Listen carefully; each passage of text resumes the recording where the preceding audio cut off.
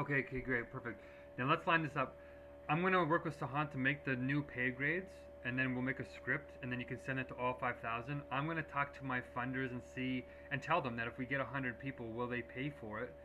And then number three is try and get the if you can get the meeting. We're gonna call it the Spirit platform, like where we have our timers with the video and all that. And if we can pop down the checklist there, we're gonna call that the Spirit platform.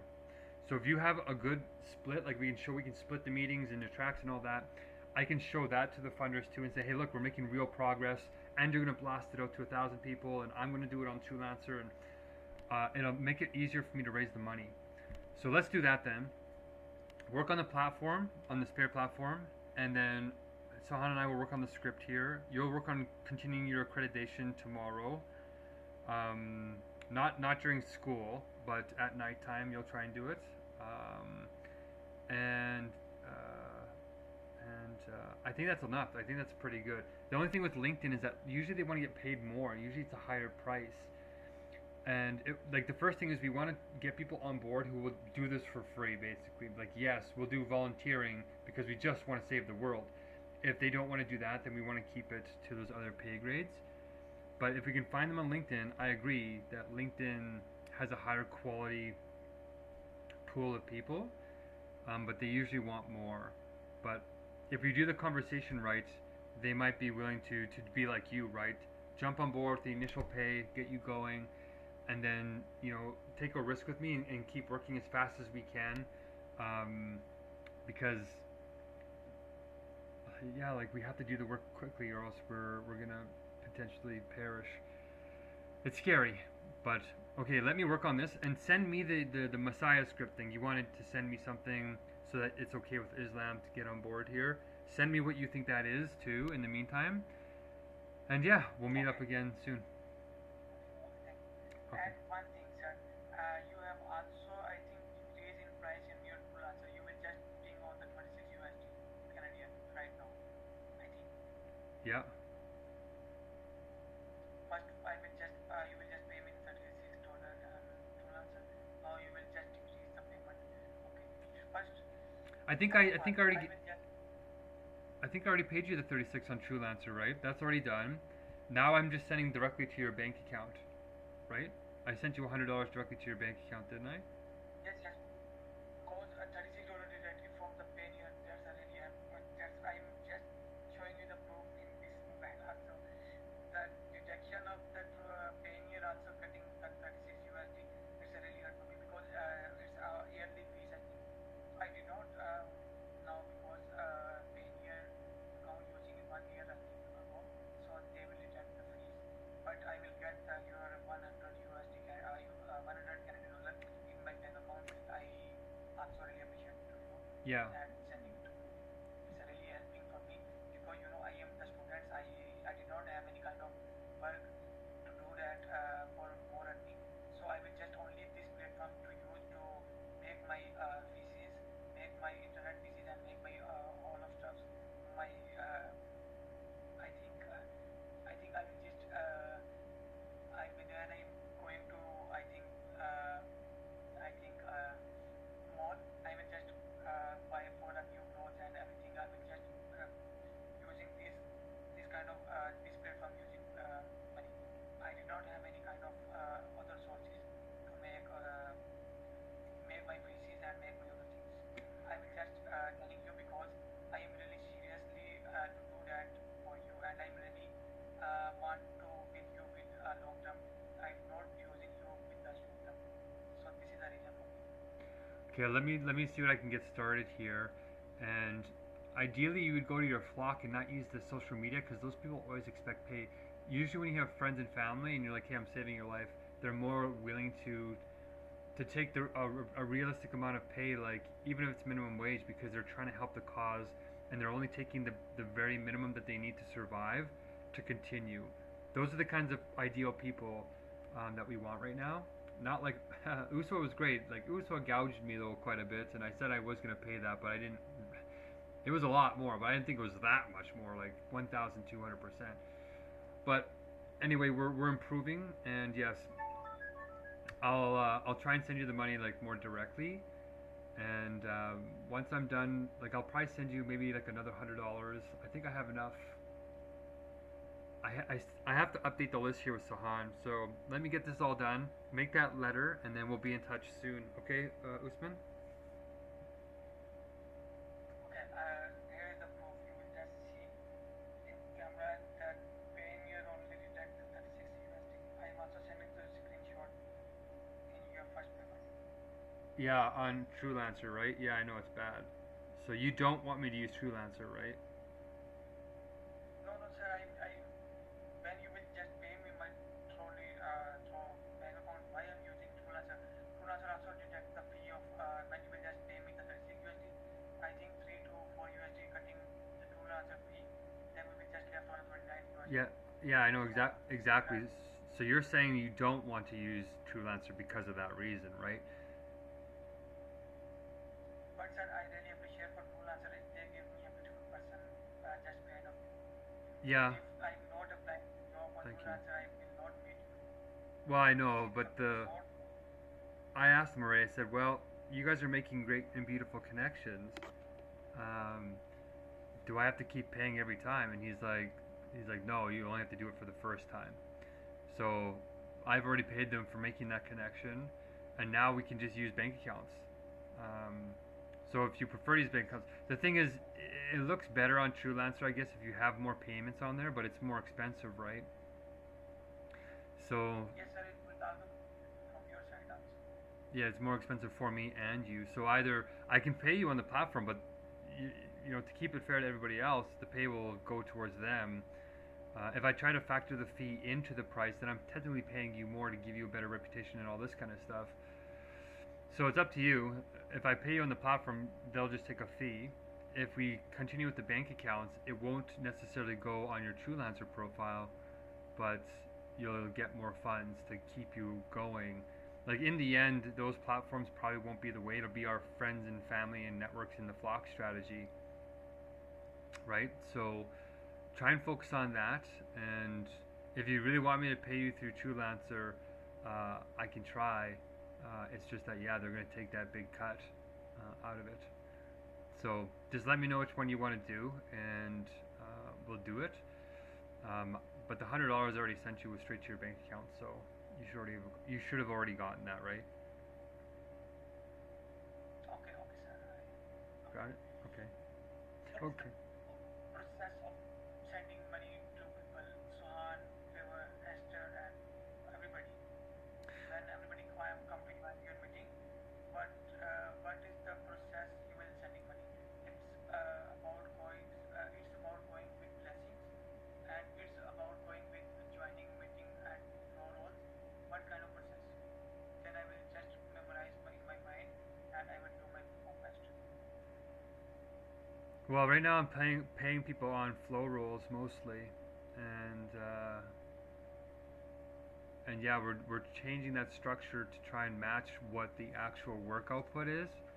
So yeah, it's just flow rolls right now, and I'm just tracking them and saying, well, how many have you done? And now we have to divide it up into like what grade that you're doing. So that if it's base, if it's high, if it's low, if it's medium. Those are I'm writing scripts to try and calculate all those prices, but for now, the original advertisement I think I sent out was something like near a dollar a blessing, I think is what I said. If you brought in a friend or like that's I'm looking at it now to calculate what the heck I actually said, but it's not $3 a blessing anymore, unless you're training up your friends, which I think we're gonna have to change because it's still a lot. So let me figure that out, and should hopefully know soon. And then once I pay you guys this next amount, then I have no more money until somebody else brings in more funds. So if you show the platform, like you can show me what you've done, then it'll make it easier for me to fundraise for that. And then if we can fundraise like another $100 for you to do that, or I could even give you $50 or something to get you started. We just need to go as fast as possible. Yeah. Okay. Okay, I will just going fast to complete the timer flows. So it will really helpful to fundraising on your funders. I will make sure to complete tomorrow. So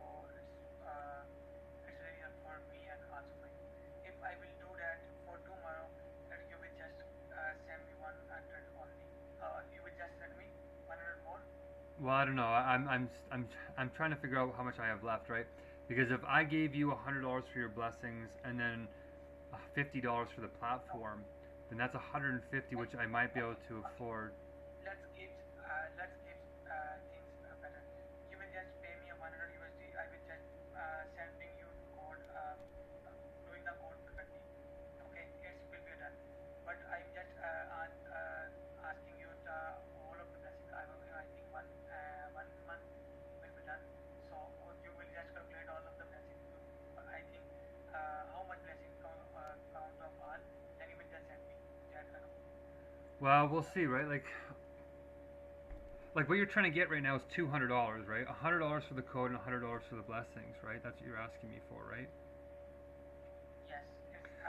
If I will do the, I will just complete the code for tomorrow. You will just send me the 100 also for the code and also for the 100. You will also you also picking me, sending me in my bank account. I am just saying you will give me 100 more for the role of doing things. I think. I don't know. I don't like honestly. $100 with the code is like a you know, it's like, what is it? $100 is like a third of a month of coding, right? Or is that true? Let me think. Because it's $300. $300 is a monthly wage of full-time coding, like 5 days a week, right? So if I pay you 100 out of that 300, that's like a third of a month of coding, and you know the whole platform should basically be ready for that much money. That's why I wanted you to track the hours of how much hours you're putting into actually making the software, so that I don't get into the same situation that I got into before. Because $200, like, if you code it the way that I'm asking you to code it, then it might be worth it. But like, I'm just trying to figure out how much. If I was to code it myself, like if you got the splitting done, the timer bugs fixed, the video platform in there, like you got it to the next stage as a whole, and it's useful and it's functional, then yeah, then maybe it'll justify the pay. But right now, yeah, let me calculate the numbers, and I'm thinking I'll put up $50 to see this first version of it, and then the other $50 once I fundraise the next amount to get, like, I don't know, the rest of it working. Because remember, I was originally paying for you to make a completely, like, our own video meeting, right? And you're just kind of like walking off of Google's back, so you're kind of like skipping all the hard coding that was what the $100 and the previous money was for. All that you're basically doing is like creating a website and then using Google Links and putting it through an iframe and then connecting that iframe to the timers, which is, you know, that's a couple of hours worth of work, maybe a dozen or so hours of work of a skilled person with AI. You know what I mean? So that's not necessarily like $100 worth of code effort. Actually making the video software our own infrastructure, that is worth the real price. But if we're just doing a very quick, like, you know, you're coding this on the side of going to school full time, right? So if we're gonna pay that much money, I'd rather put that money towards blessings that I could survive, right? Because $100 is a lot of code. You know what I mean? So we're not exactly getting. Okay, let's keep things simple. If you want to hire me for a 1 month salary, so what will be salary you will give me to incline you to? I don't know. I don't want to make any promises because I don't know how much funding we can have. All I'm saying is I can give you 100, maybe 150 more dollars. Even though Favor and Esther might have put in more time than you. Like I think I have $500 left. I just paid Sahan for doing the 0 to Hero training. So if I give you $150 for the code and $100 for the blessings, I think. Actually, I think I already paid you 136. I think I already paid you 150. So I think your blessings might be caught up. Let me actually go and calculate the numbers exactly before you decide on anything. But like I'm thinking, for this initial very, very minimum sets where we're like not even using our own meeting platform and we're just using Google again, Like I think $50 is fair for that. So you just asking me before the coding, you were just asking me you if you done the code here, I'm sending you 100 USD, 100 Canadian dollars plus. Yeah, but that was for like the full requirements, right? Where like $100 was to get the split meetings with the proper not just track 1, track 2, track 3, track 4, right? But the actual like unlimited amounts of meetings coded in there. So you're getting a more limited product, quite a bit more limited. So I think what you're coding now is very easy to make. That's why you're able to do it while you're taking courses full time, is because it's only going to take you a couple of hours. So I think you should. What's that? Now I'm just trying to split the backend in the track 1, track 2, track 3. I'm just behind of this one code, splitting this webstock. Webstock. When everybody comes to join in the track 1, they will only show the track 1 timers, the track 1 position, the track 1 port. They not mix up with the track. Yeah, exactly. But that shouldn't be super hard to code, right? Like I could code that in probably. Well, it depends on AI. AI could probably code it in like probably 15 minutes if I could afford AI. So like, it's not like, because I already did all the data structures and I did like pretty much all the hard work. All you're doing is connecting the front end to the back end through a split, right? And you're saying this part of the array gets these commands at this time and these get the other time. It's not like it's a huge project, right? If it was a huge project, that would, you'd have to stop doing your schooling. Then, the $100, $500, those types of amounts start to make sense. But what we're getting right now is a much truncated version of what I originally asked for, right? Like I wanted our own video platform with our own video chat, with the timers, with an unlimited like splitting or dividing of the meetings, and then to have the bugs worked out into the timers so that they would work all at the same time. So that's what the real price of that's what a whole month worth of pay would do. But right now, $50 to do like maybe a dozen hours worth of coding while we're using proprietary software of Google with the timers not fully fixed, right, is I think enough to get us started, right? Enough to get the meeting split, and then if they're still not working totally fine, whatever, I'll try and fundraise the next amount. But I want you to kind of take it in bite-sized chunks and then not overextend yourself, because if I can't fundraise the money, then we're just going to keep using the platform where it is. And then when we raise the next amount of money, then we'll, as a group, decide how much should we give you to code the next version. So all I want to do is get to the next version. Like, we just need to have the meeting split. Yes. That's it. So with that, I feel like $50 can cover that. And I think if I paid you 100, like I already give you 100 plus 36 on Truelancer, so that's like 150 Canadian dollars, which is technically, if we pay $1 a blessing, it's 150 trained blessings technically.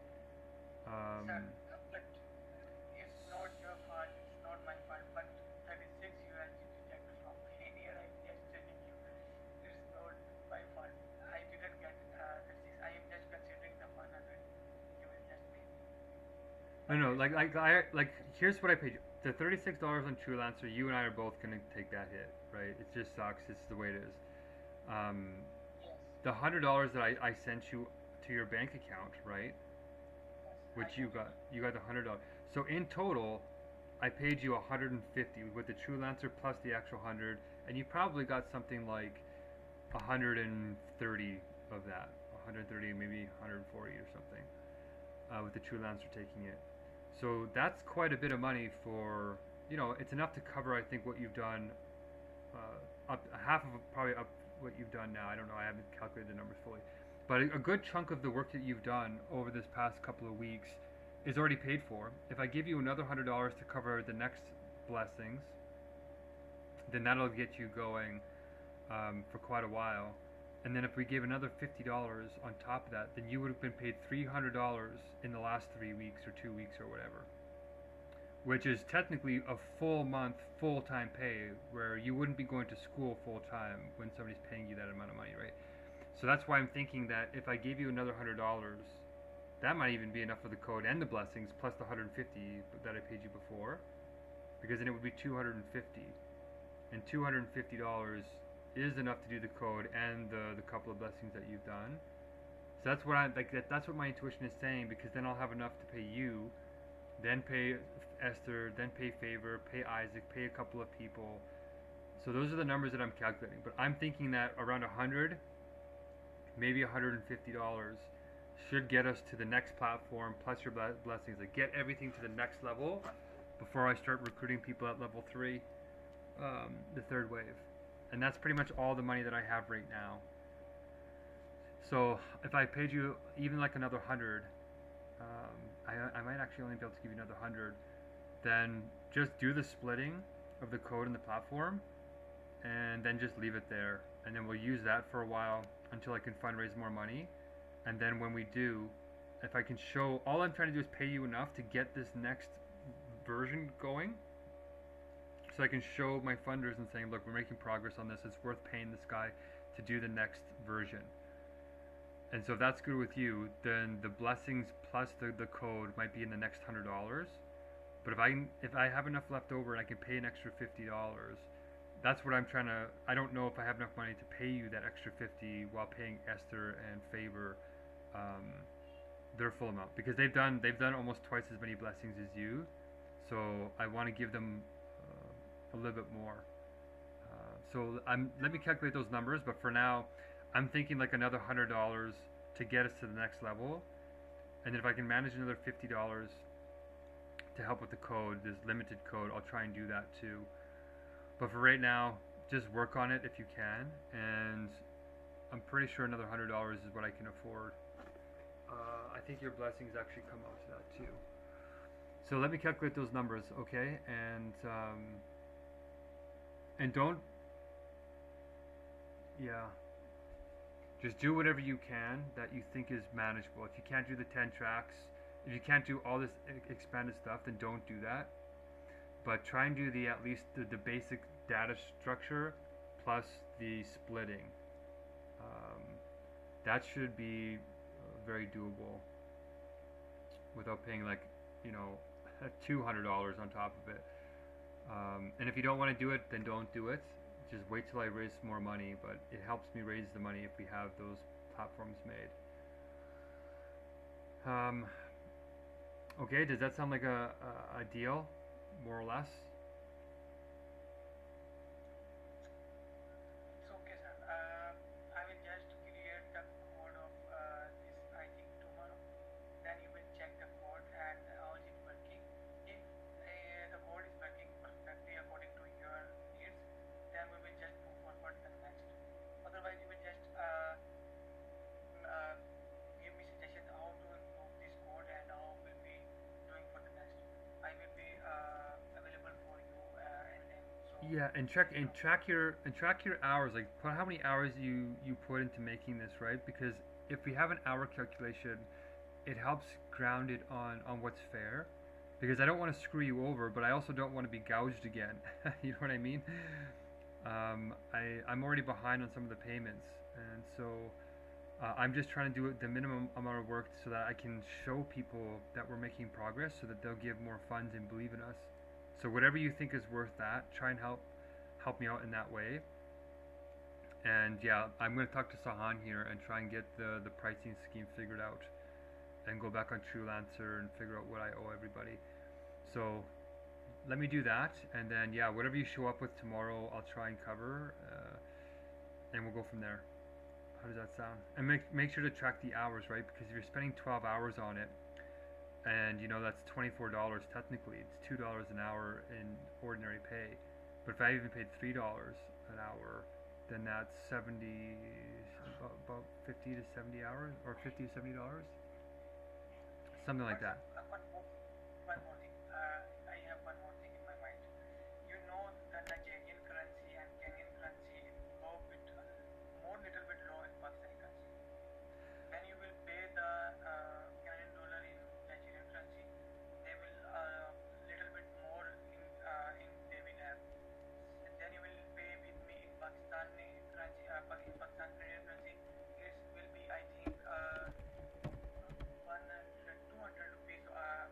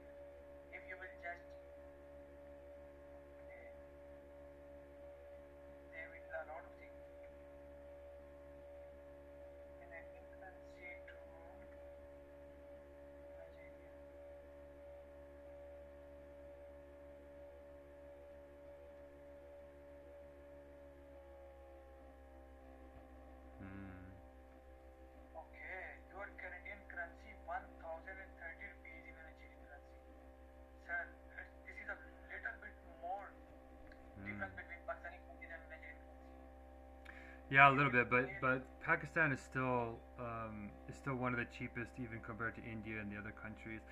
What this is trying to tell me is that I should hire a Kenyan to do the code and not a Pakistani or a Nigerian to hire the code.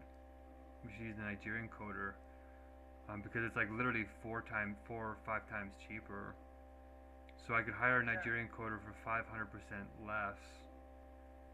okay, You know what I mean? Like yeah, that. That's because like that's why I don't want to go by just money. I want to have people who are motivated by the idea. Like I'm still paying you guys way um, above average, right? Like for example, the cost of living in Nigeria might be higher than what it is in Pakistan. Actually, what is the cost of living? yes, you will see the difference between the Nigerian and Pakistani currency. Pakistani currency almost 200 US, 200 Canadian currency, but Nigerian currency is 0.00 Oh, this is the big reason. It's when you will just pay a 100 Canadian dollar for any Nigerian, it's 1 lakh. It's going with your 1 lakh. If you will pay 100 Canadian dollar in Pakistani, they will only earn 19,000 rupees. 19,067 rupees.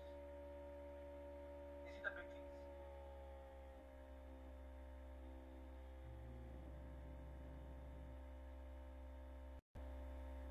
How to sort out that kinds of level of So study? this is how, right? So it says, based on living costs for a single person to be alive for a month, the cost of living in Nigeria is estimated at US $879 per month, while in Pakistan it's 391. So your cost of living is half is their cost of living is twice, almost two and a half times what it costs for you. So technically it balances out, or it starts to balance out. So you guys are making roughly the same in terms of like living expenses. All those countries that are exploited, I'm kind of paying you guys all sort of the same because you're the Americas are sort of exploiting the international currencies roughly in the same way. So Bangladesh, Pakistan, India, not so much India, but a little bit India, Nepal, Bhutan, Kenya, Nigeria, um, all of these countries are roughly in the same magnitude. And so I'm paying you guys in the same kind of magnitude and trying to readjust the currency so that we are paying something fair. But for right now, while we're starting, I'm just saying very simply a dollar a blessing or um, whatever the minimum wage in your country is what I think we might try and do next for the training. So whatever the minimum wage is, we're going to try and pay that. Um, so yeah, these are all the very interesting calculations we're trying to make. But ideally, we just want to save people's lives and just move as fast as possible. That's all I want to do right now. So like I'm thinking that each person will get another $100 for sure. So Esther $100, Favor $100, you $100. Sahan is already I already owe back pay to Sahan and his friends. He did zero to hero training, so he already recruited people. You haven't recruited anybody yet. So that's what I'm thinking is what I'm going to pay next, and that's like $300, um, and then Shamela and all those guys is another $100. So I'm pretty much out of money right there. But if I can afford a little bit more, I'll try and send a little bit more if you do get the code done. But at this point, I can't afford to pay like $200, $300 just for the code when I could die from starvation. Like that $300 could go towards people doing blessings, and we just keep them doing the timers as they are, right? It's the people that make the difference. Okay, but for now, we're good that you'll probably get another $100. Whatever you do whatever work you want to do for that amount, and then you can continue working on the rest of it when I can get the next batch of funding done. But for right now, I hired you to do the blessings, and then this code, it's already changed a lot, right? So it's not even really exactly what I wanted, but it's enough to get us to the next stage if you want to finish that. But for now, Okay, you said $500 for this project, and I'm like, well, I don't have that, right? And I don't want to promise that. I just want to have whatever you think can get done for $100 worth of blessings, plus this maybe $50 for getting this very base minimum Google version of it going. And I had offered like $100 to get like our own video plus this base minimum maybe. But if I say 50 now, I gotta look at the numbers. I'm just gonna say $100 right now, just to be safe. And then once I figure out what the numbers are for, then we'll calculate the rest of it. Okay. Okay, sir. Okay. Okay. Good luck out there, and send me that letter that you want about the Messiah thing, and I'll decide on that as well. Okay. Sir, you will just ask me Messiah thing. Messiah, I will just clearly to say that when every Muslims in Pakistan and any countries, they will not accept it anyone to Messiah. This is a clearly concerned. Yeah, but No anything. This is not little bit. I think more discussions about this kind of things. If anybody comes to say he is a Messiah, Muslim community also, whose religion in Islam, and they will believe in Allah. They do not accept any kind of Messiah because they only accept it. The Messiah will be coming on the Isa Islam. They will coming after before the I think before the before the ending of time. They will coming. I will just believing that Hazrat Isa Islam. You will also I think you are a Christian. You will also will also give him the respect as a I think son of God, but they will this is your conception, but in our Muslims we are just we are just doing as a Isa Islam as a Pegambar, you know, in Islam in our take 1,20,000 24,000 Pegambars coming in our world to spread Islam and to make more things. So Hazrat Muhammad sallallahu alaihi wasallam is the last prophet of Allah who will they will send his then send you in this world. So this reason, if you will you asking me to what kind of step I am choosing going to I think more than to confirm. They will also getting this thing. I am also caring to everybody. I am not. You will if you will go to the Shimala, if you will go to the I think Uswa, if they are a Muslim and they have a belief in Allah, they do not accept it any kind of person who will call himself to Messiah. yeah, but the thing is, a real Muslim. I'm more Muslim than Muslim, not just Christian. I'm everything. I am the true Messiah.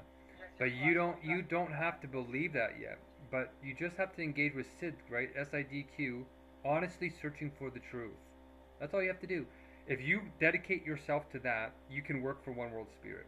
That doesn't mean you have to say I'm the Messiah. If you engage in Chizzy and look for the truth and you honestly contemplate the contradictions and the things we're going to talk about, that is Islam, right?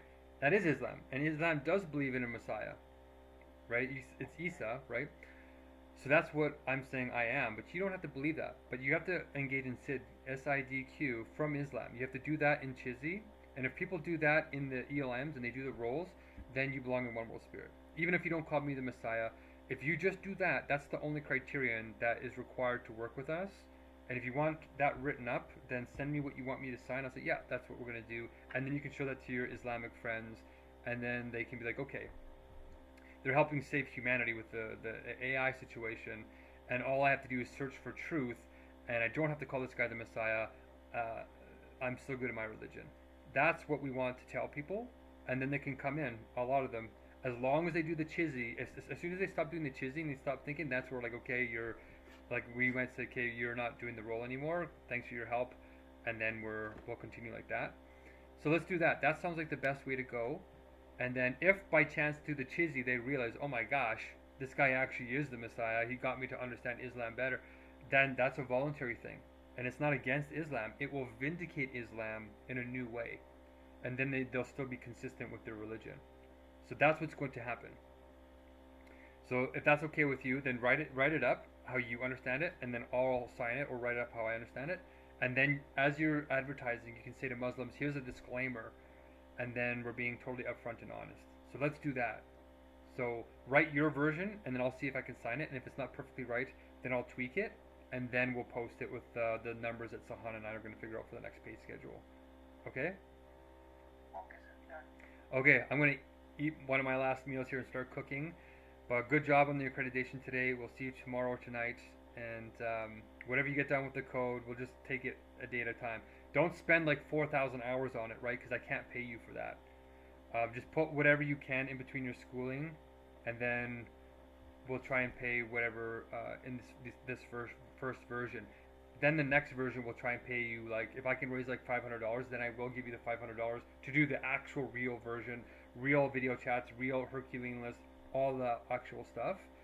But for right now, this sort of like in between is risky because we don't want to rely on Google Meets right now, and we still are. So let's just move on that, and then we'll figure out the next steps. Okay? You also are instructing me. I'm not using any kind of such kind of things. Maybe I think you set me and sorry, nasty. Sorry. So I am not able to do any kind of modern technology using your code. So this is it would be really tough for me. In these days, mostly working I'm in React. It's a platform. It's a I think framework of the JavaScript. I am really doing a great job in React, AngularJS and React.js. So this platform they will make sure they will also provide a lot of dependencies. Dependencies, and they will create anything. They will also create any kind of stuff for you behind of this code. So you do not allow me to use that kind of code. You just you just ask me to use only a simple HTML structure and use the simple Google Mesh links. So this reason is a very tough for me. If you just allow me to go through that and make any kind of technology, I will make sure this site will be done in a world number one site, because in my mind, in my skills gave me a lot, and I'm not restricted about you. So this is you will just restrict me. I am not able to do I'm not able to do any more technologies in this code. So this is I am really strictly too hard of code. I'm just using the simple code, and I'm just using the simple HTML structure. So this is I am just asking you. It's a little code. How long do you think it would take you to code it if you were allowed to use React and everything else? Sorry, how much now? How long would you think it would take you to code it? Could you code it in a couple of hours if you could use React and all those other tools? I think if you give me the permission, I'm just using the React and other framework, and it will be done in I think within 24 hours. I will make all of the timers and all of the screen and all of the everything within 24 hours without any hurdle. If you allow me to use React and other frameworks, but in you asking me to use only JavaScript and Vanilla.js, and that's okay. You will also create it. Your code is also not small. You have coded I think 3,700 lines code in backend, and also 3,500 code line in frontend. So it's not a small code, I think. For the timers. Yeah. Oh, these decisions are just killing me. Yeah, but you don't actually need to touch that code. It's like you just have to duplicate it. We've already made the code. So all you're doing is really doing the WebSocket, like connecting between instances. You're basically just making instances of the same code. So it shouldn't be that hard to do. My intuition, like I feel tempted to want to go with React and do that, but then once you get sucked into that, then it just takes too much. There's too much momentum in that direction. Like even allowing the Google Meet link is like, I'm like, God, they're gonna get stuck on that. But you could probably replace a Google Meet link with like a WebRTC link, so it's probably not that bad. Yeah, let's still stick with the vanilla JavaScript, and just get as much done as you can. And if we can't get anything working, well, then you didn't waste a lot of time, and I didn't waste a lot of funding, because, oh my gosh, you're just gonna have to take a risk with me. If you're gonna do any work, then then you're just gonna take a risk with me. Or your example side you will just give me. They will also create it in React. I think they will not create it as simple HTML or CSS. In your example side, you will just send me the space dot something. The example side, they also created in I think React and other frameworks. They not created only a single. I think HTML, CSS, and JavaScript.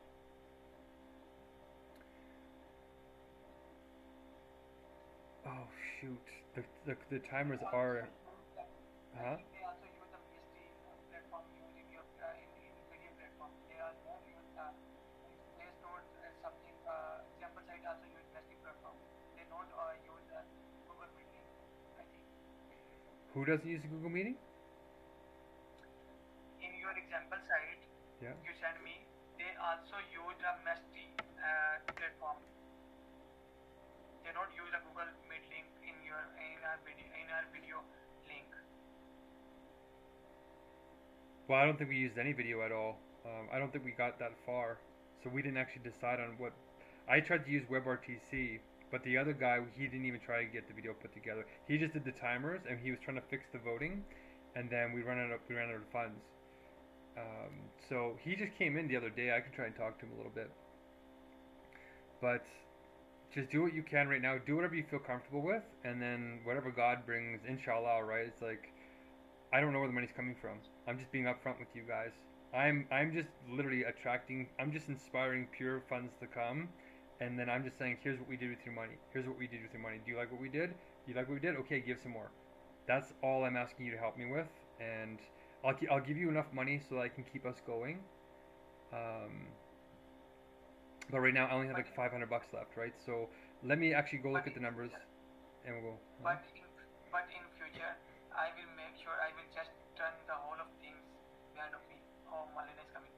But in future, sir, I will make sure I will just make the whole of site gifting you, if you allow me.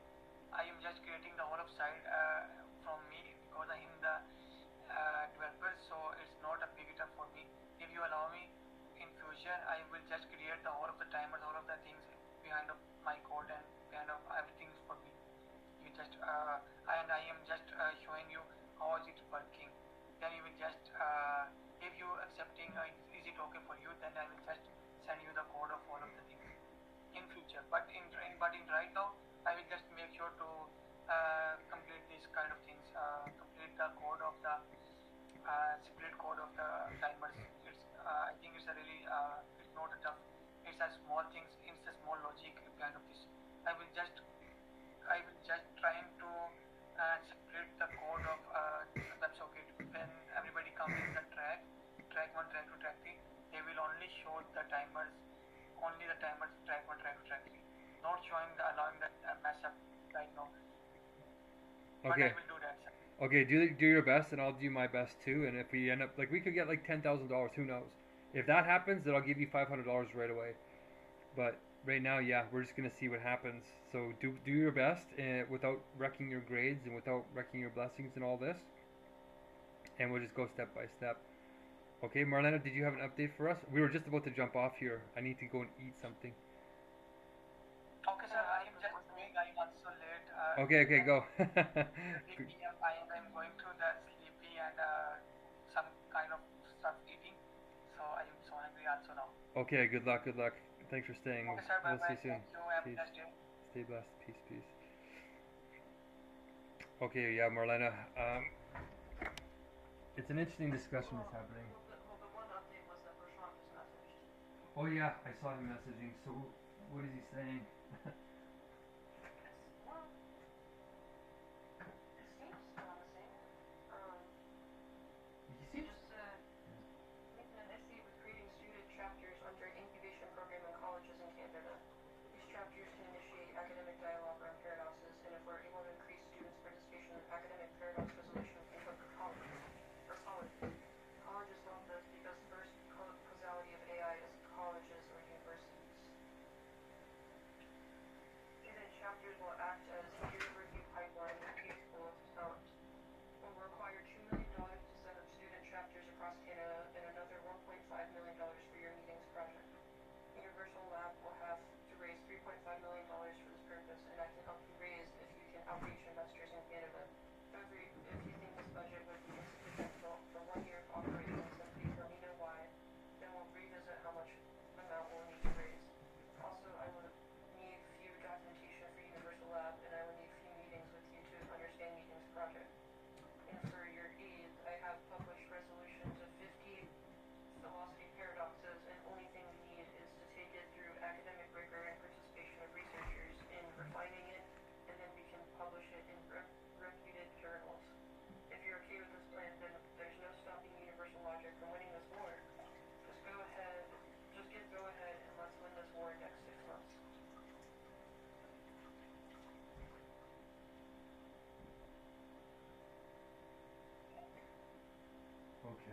What did he say about his lab thing, the yearning lab thing? He's saying that he wants that to be the university chapter, or he's saying one world spirit. He didn't really. Well, he said it interestingly. He said we can initiate with creating student chapters, capital S, capital C, under incubation program in colleges in Canada. These chapters can initiate academic dialogue on paradoxes. And then that will book colleges, is what he's saying. Student chapters will act as the peer review pipeline of future growth talent. And then he's saying we'll require $2 million to set up student chapters across Canada and another $1.5 million for your meeting project. Universal Lab will have to raise $3.5 million. Universal Lab. So, For this purpose, and I can help you raise if you can outreach investors in Canada. Oh, he sent another message. okay. Oh, he sent the 50 paradoxes. Okay.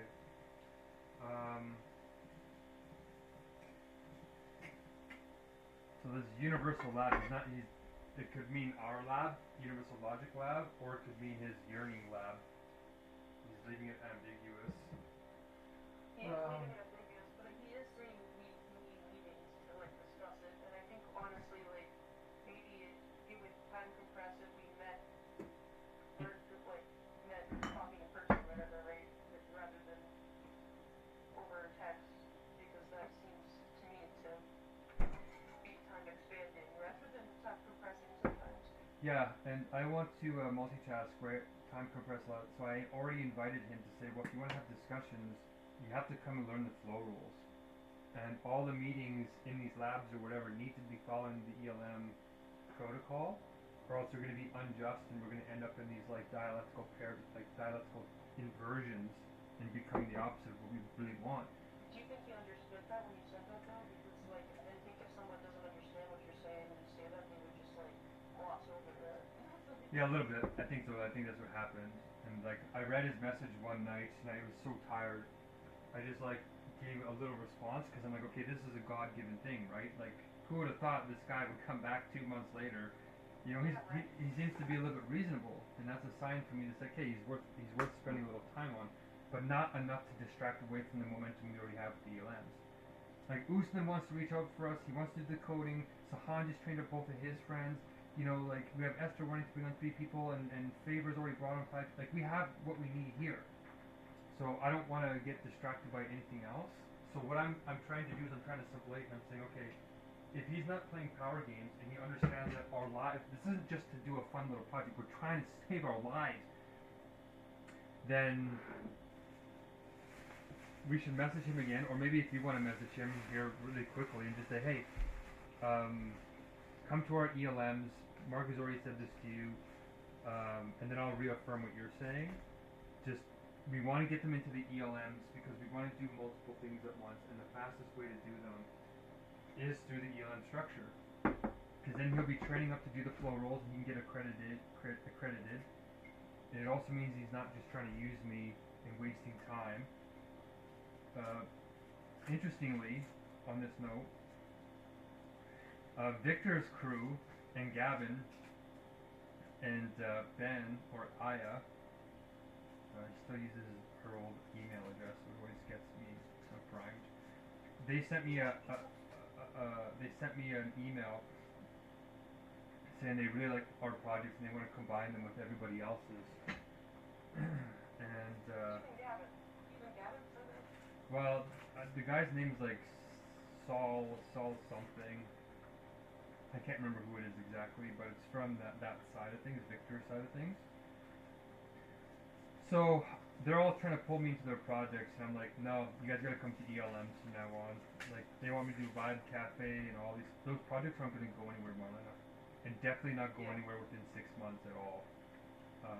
The guys are not charismatic enough. They're nice guys, and I like them.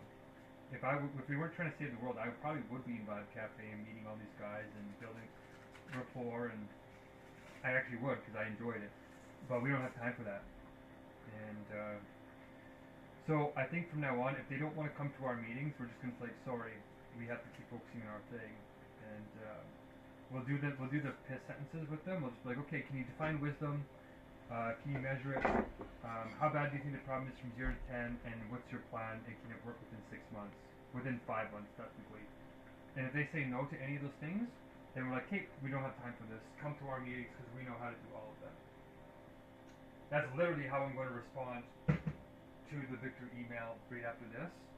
And then with Prashant, I'm already doing that, right? Saying, no, come into our meeting. If you're serious, come learn how to have these good meetings. And then the content of the meeting will be what he wants to talk about. And what I'm going to say is, we don't have time to start multiple labs. Can you do this with One World Spirit or New World Spirit in your country? And let's go. And I said the 50 paradoxes actually needs to be ordered in terms of the universal logic, and I already started to do that between modern science and Hegel's version of it. So if he has any of them, we can slot them in, but I already have an outline, and I want to use this outline. And if he wants to start fundraising, like what I want to ask him for is like how much. He's somewhat not wealthy, but he's got money, but he also has a new kid. So we could ask him if he's willing to pay for the here's a solution. We can ask him if he wants to help pay Usman to make the Spirit platform, build in a contradiction matcher as part of the Holy Book. So I think we should invite him and Usman in to an ELM, have Usman do the ELM to show Prashant how to have it, and then in the wisdom teams we talk about how to get these 50 contradictions or whatever into the chat that Usman is building as part of the timers. And then I think we got everything figured out. Then we can invite Aya and Victor and all those guys back in and saying all your communities won't grow unless you solve nuclear dialectics. Easy peasy and squeezy. Did you see Michael Kirby's message on Facebook? No, I don't even have Facebook. Like my phone is so full, I don't even have Facebook updating my in my notifications. Why? What did he say? He attacked both me and you and 99 other people in some sort of weird post. Ended up on my timeline. I didn't say anything to it, but he mentioned feeling dialectics in it. Oh yeah. Really? Diplomatic briefing. Updated calculus for the second bear flag revolt. Subject: Flag game theory analysis of the new California Republic, NCR, Global Peace Movement. Reference: Global California Proposition 50, passed November 4th, 2025. I forgot what that Proposition 50 was. I know that was a huge deal. All my friends in California were like, yes, or fuck no, whatever the fuck it is. But I don't remember what it was even about anymore. Or I didn't look enough into it. I'm not California, but Okay. but then, okay, let me skip up back to the part that says hateful. Basically, this is something to do with, like, okay, the true second bear flag revolt is not a partisan GOP uprising, but a global post-ideological pivot from a finite game to an infinite game, as illustrated in the provided movement maps. Yeah, he's using an AI to write it. Yeah, that's what it seems like. But then, I found it funny that he interestingly had to have something about Hegel in there. Where's the Hegel part? These guys are trying to capture me and trying to capture the movement, but they're not doing, like, I don't mind working for guys, but they're not doing the sacrifice. Like, they're not doing anything hard. Which means that when it does get hard, you know what's going to happen? They're going to throw you under the bus to do the hard work because they want to stay comfortable. Yeah. So it's yeah. Okay, the new California Republic is a global peace movement as per your query, precisely because it refuses to participate in the Red-Blue War. It rejects the quote-unquote Hegelian dialectic, parentheses, thesis versus antithesis, that pits red against blue. It is a call to conscience, not a call to arms. That's the only thing it says about that. But, like, I feel like he added that on purpose. Yeah, so he's rejecting dialectics, but the reality is there's always going to be a blue and a red. But the way they're mediated is the problem. There's the partisan way of mediating the dialectic, which is the negative moment of abstract thinking. And there's the sublative way of mediating them as moments of each other as necessary for definition at all, right? You can't get rid of left versus right. It defines the spectrum. How to mediate those is where wisdom comes in, right? So he's giving a naive answer because he's in ordinary consciousness still. So that's like right away we can see, this guy's going to turn into his opposite. But he's still got a good heart, right?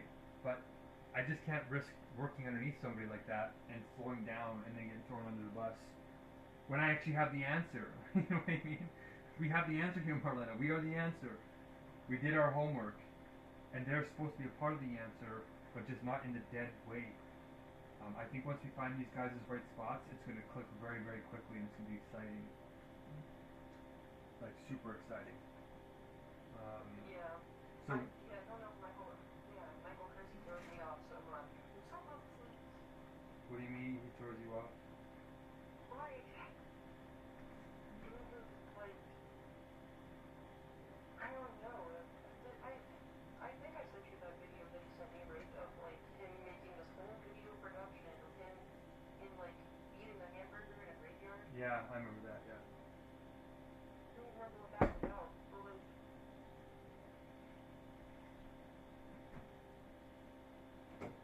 I don't know, he just throws me off in the sense that it's like he's like weirdly always after something, but it always feels like he's never making anything. But then that's like he gives off like weird inventor vibes. But like I don't know what it is that's throwing me off. There's like some sort of falsity there. He's got a, Go ahead. he's got a high IQ. It's just, is he using it wisely to go in a direction? That's the part where it's like, it's aimless. Do you think his audio genomics technology could be real? Yeah, Like ever? that was Okay. never really a concern for me, but it's more like, do we need that technology right now? Like, is that the smartest thing we could be doing? And the answer is no. Like, he can, like, the extent to which he says it could work is still probably a long ways off, but it probably does have some real scientific backing. Normally these guys are never that baseless, but I think there's a lot of overcompensation that makes it very risky to pursue it as a direction when we have such little time left. Like, even talking about him right now, we could be talking about something else, like, how are we going to talk with Prashant? How should I talk to Victor? Maybe you should message Gavin. But this is what we should do from now on, is we should just basically go and say, hey, your idea looks kind of cool. How would you solve these three questions, these pit sentences? Can you define wisdom? Can you measure it? How bad do you think the problem is from 0 to 10? And what's your plan to deal with it within the next 5 months? And then, like, we just send that to him, and if he plugs in his ideas into it, then it's like, okay, he's engaging seriously. But if he doesn't, it's just a power struggle. So that's what we should do for all three of them. For Prashant, for Victor and Gavin and all those guys, and then for Michael. And then invite them in and say, hey, look, if you don't have an answer to these, we do. Come into our meetings and we're going to teach you how to have these special meetings. And we can talk about your idea in the wisdom teams. And that's basically the best that we can do at this point. Because I already don't even have enough time to do like the Usman, the platform, the stuff that'll actually go somewhere. Sahan and I are supposed to create the blessing, blessings, the judging for the accreditation, plus the standards for the 3 types of accreditation now. And then I still have to pay everybody, and then I'm like, can you help me convince Joe to give another $1,000? Do you think? That's something else that needs to be done, and he's. Guess what? This is in the other room. Is Joe in the other room? Are you kidding me? No. Oh. In the other room. Who's in the other room? Oh, Prashant came in. Well, that's interesting. Okay, well, Prashant, welcome. We were just talking. Yeah, hopping over there.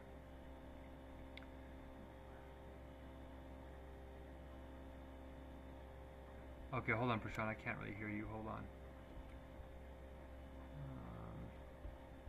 Hold on. Okay, let's all chat here. Oh, shoot. For some reason, I can't hear you guys. Hold on.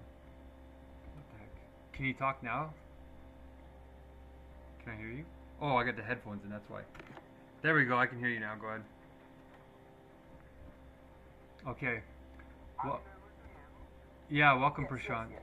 You're in an ever-living meeting, technically. Yeah, so got a bit busy,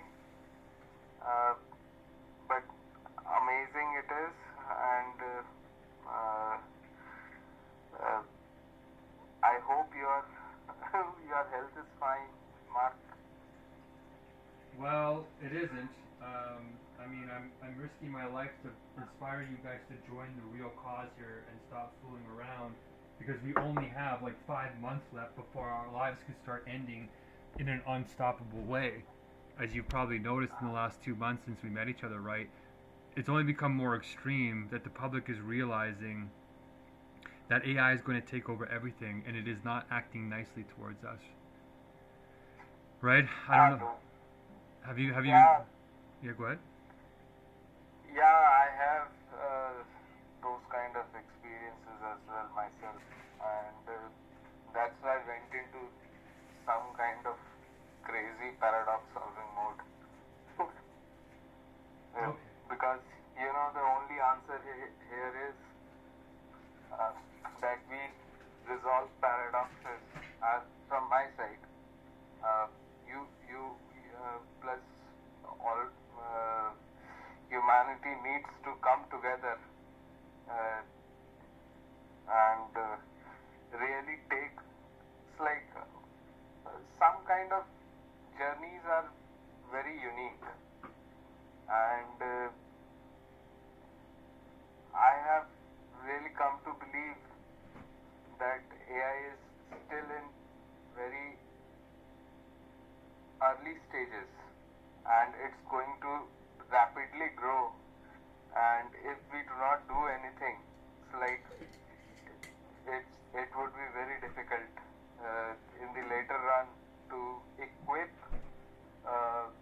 humanity with tools or knowledge that could basically make them more that would basically make them more proficient into proficient for using AI to better their lives, rather than, because Mark, AI is not going to go anywhere, and only I have found this answer through great difficulty, and our only hope is that we are able to equip people with knowledge, with thinking capabilities to develop their thinking capabilities, so that they can use AI like a sword rather than being used by AI. Because humanity is precious. The only thing, the difference between humanity and AI is basically consciousness and epistemic boundary. So that's the only frontier that we need to take care of before AI gets it's not go. It's a very difficult question if whether AI will gain consciousness or not. I hope not, so that it gives us some kind of time to help people in getting equipped, basically. So that's why I shared a list of 50 paradoxes after that Munchausen trilemma, no? That I had shared with you. So, Yes. So here's what I want to do, Prashant, because people are radically underestimating what's going to happen to them in AI. Like I've already Yeah, experienced what it's like to be underneath an AI that's trying to harm you. You can't escape. yeah. There is a That's hopelessness. bad. It's bad. So That's very here's bad. what I want to have happen. We need to work together quickly. And you're Yeah. right. We need to come together. I want you to come together with me under one world spirit, under one organization. Trust the process. Yeah, that's why, you see, the cause is much greater. No, we need to like, if I keep on thinking that we'll establish Tinker's Lab in Canada and go gaga, it's we need to pool our resources, whether it's time, money, or knowledge, and because that's why I said no. You can obviously you can create one department, YFRL incubation,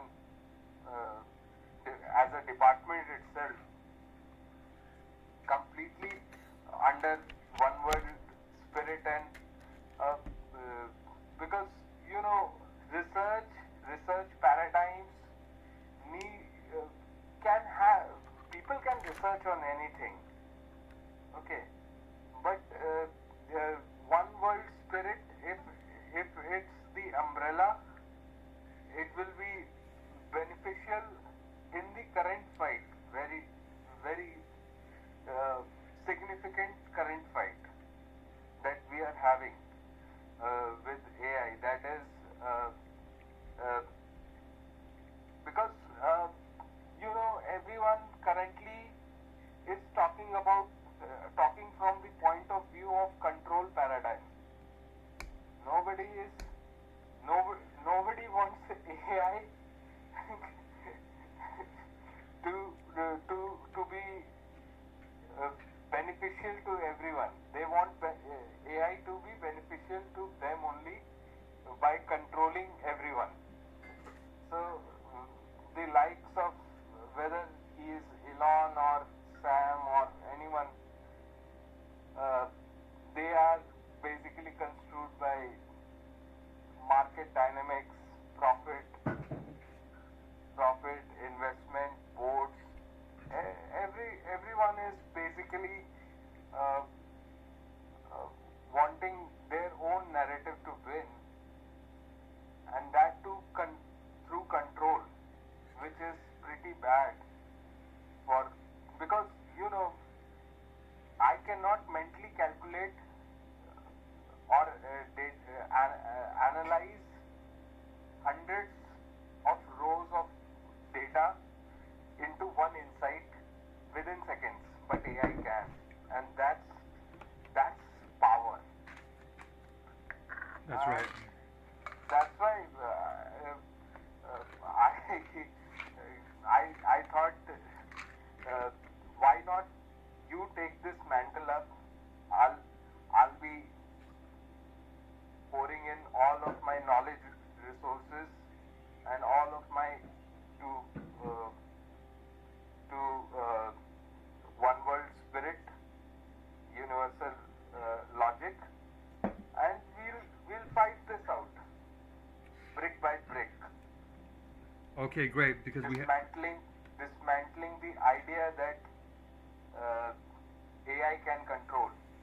No, students or humanity will wield AI as sword. AI will become a tool for humanity, or it will try to control it. Our job is that it becomes tool for humanity.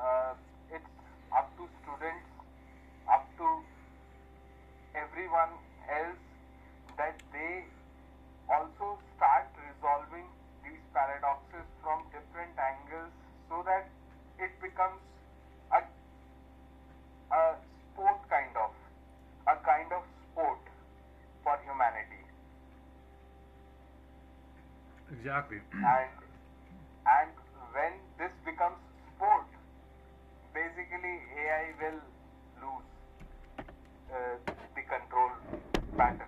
Not AI will lose, but people who are trying to run it to use AI to control entire continents, they will lose this fact. There will be a paradigm shift in knowledge itself. Okay, I agree. But we need to start taking action very quickly. And we have a plan. And I would like you to learn the plan and help us implement it. What we're going to do is the sport that you're talking about is called Chizzy. And we practice it in the meetings like you're in right now. We have a very specific way that meetings have to happen. If you think about it, a sport is just a special meeting with different rules. You play soccer. Where does the meeting happen? That happens in a soccer field. What are the rules of the meeting? That there's two sides and you have to try and score within a certain period of time. What we're going to do instead, though, is yes, we're going to work on solving contradictions and getting people into the same tribe. And that tribe is tribe 5, logic, nature, spirit. But people got to do it voluntarily. And if we can do it with humans and we can build an exponential movement through these meetings and getting people to learn it and then teach it to their 6 to 7 closest friends, then we can build a double exponential movement that can beat AI within the next 5 months, solving the general human intelligence problem, like our own spirit, and then also having the influence through our networks to find somebody at OpenAI or at Grok or wherever who will listen to us, start a research team, and start teaching the AIs how to solve these contradictions using universal logic.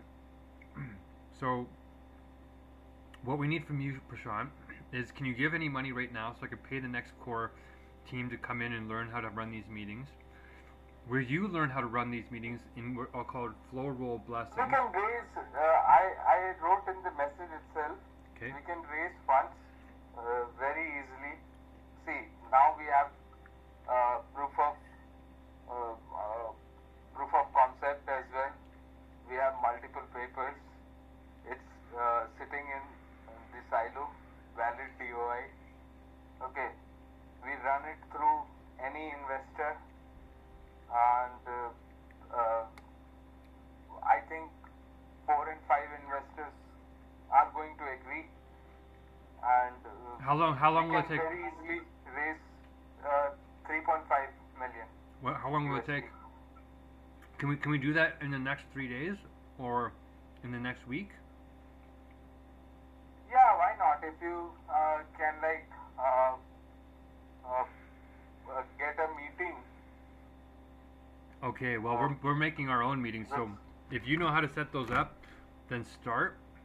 Right now, my big focus is making sure that our meetings are good. We can train up around 10 people to have these meetings simultaneously, including you, and then we can go and reach out to these investors. I'll tell you the fastest route. Not 3 days. 3 days would be. Do you have a bank account? Yeah. Universal Logic. Not a corporate one, but I have my personal bank accounts. Yeah. So we need to do these things first.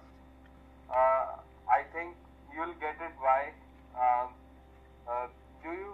Have you registered Universal Logic as some organization, non-profit or trust? Not yet, no. It's all under my personal, Not yet.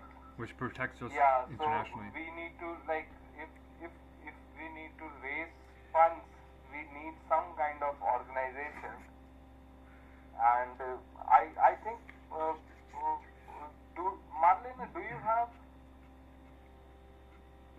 you know about these? Know about what? Like organization forming? Not so much. Well, hold on. I know how to form an organization, and I can do it. But here's the thing: we're going to do it under One World Spirit. We're going to do it under. We're going to incorporate under One World Spirit as a non-profit, and we're going to separate out the politics, the political side, into New World Spirit, which will be a different legal body, But within one world spirit, I'll tell you, Mark, we only need one organization. We can create separate bodies later on, depending on, we can create spin-offs as well.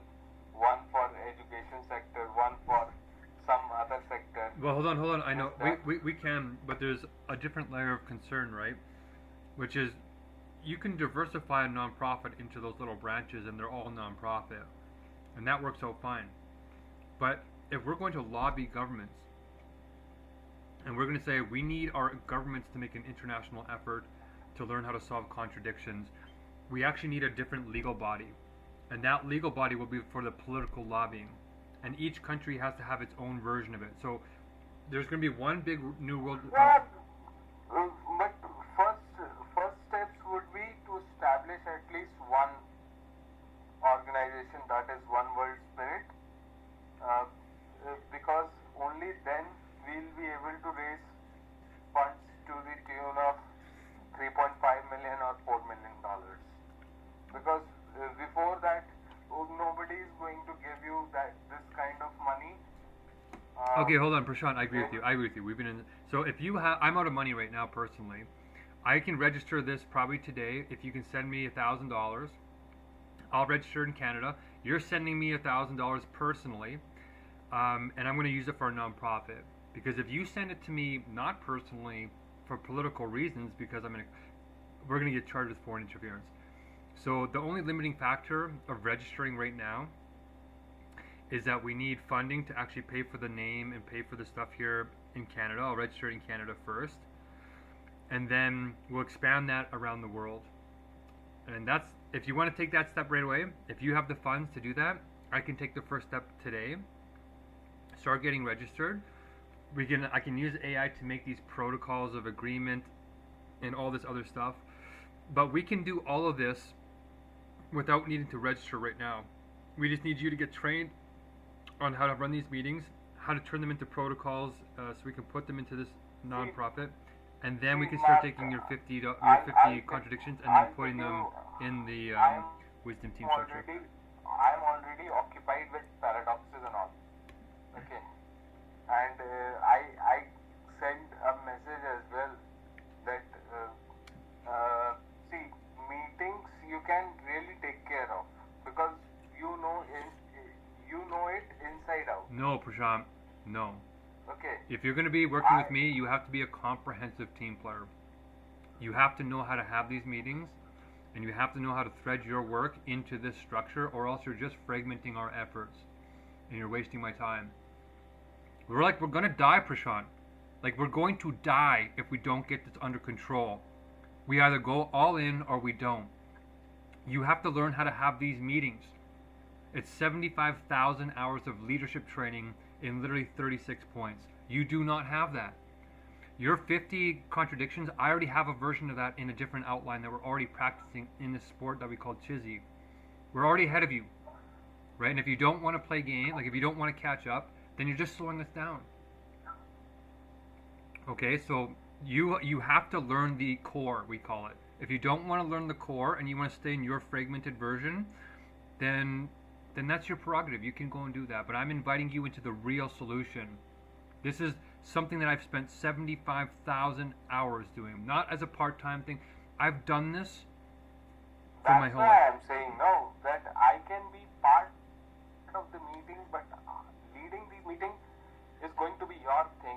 No, you're going to have to lead all of the meetings like this, because to solve the contradictions, we need more leaders. Do you want me to put 75,000 hours in this learning stuff? I do, because the contradiction... 75,000 hours. Yes, it's not going to take you 75,000 hours.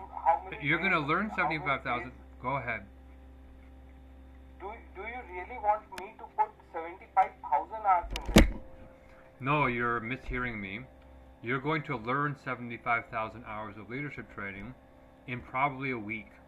If you dedicate yourself to this more full time, we've simplified the process so that everybody in the world can start to be good leaders. And it's going to start with something called the Herculean checklist. I can do, but 75,000 hours I cannot. Nobody has 75,000 hours, right? But if you want to put in... No, you only said that I have put 75,000 hours. No, what I said to you was this. I said I took 75,000 hours to learn how to make this checklist that I'm showing to you right now. So I spent 75,000 hours doing the hard work to create these meetings. Now you're going to get a time compression where you're going to learn what took me 75,000 hours. You're going to learn that in probably 50 hours, maybe even 12 hours. But I want you to come into these meetings every day if you can, or give me your schedule to come in every day to watch other people having them, and then watch how we're going to do the Chizzy game at the end of the meetings. And the Chizzy game is what you're good at and what I'm good at. And it's where we're going to start solving contradictions, not just 50 of them, but 200 of them. And they have to be solved in an order. And they have to be solved with a very simple start of logic, nature, spirit. So we need you to understand that process, and then if you have any ideas on how to make it better, then you're actually working alongside us at the same pace. And you do have good ideas. Share me this Excel sheet. I'll go through it, and probably how many hours these meetings go in a day? 6 so far. So right now we're making roughly 60 blessings a day so that I can eat. Like I'll have to go roughly 9 days without food at the current rate that we're going, which is why I'm trying to expand the team.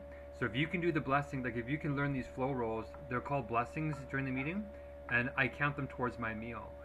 But you can do 1 hour in the morning or the evening, 7 o'clock in the morning, 7 o'clock in the evening Mountain Standard Time, which is 7 o'clock p.m., 7 o'clock a.m. your time.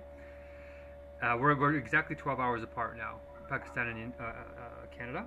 Oh, that's very interesting. Anyway, 12 hours, half a day exactly. Very symmetrical, Mark, right, Marlon? you need to understand I'm not from Pakistan. Please, Pakistan, I don't like. You're India right. and Pakistan are enemy countries, and I don't understand why you keep Because I'm dealing with a lot of Pakistani and Nigerians right now, and I haven't talked to you in 2 months. It's fine, but you should I'll correct it. know If you keep that coming around, Pakistanis I agree. And If- Indians don't go well. Well, they will soon.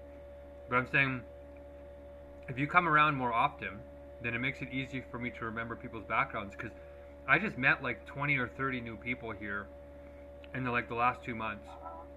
Good So for you, I but got a lot of stuff in my mind. I'm from India, and I don't like to be called Pakistan. Yeah, but I mean, come in more often, and then it makes it easier for us to memorize. And by the way, get over it. Love thy neighbor as yourself. I don't care. What do you mean you don't care? I don't care. Love thy neighbor.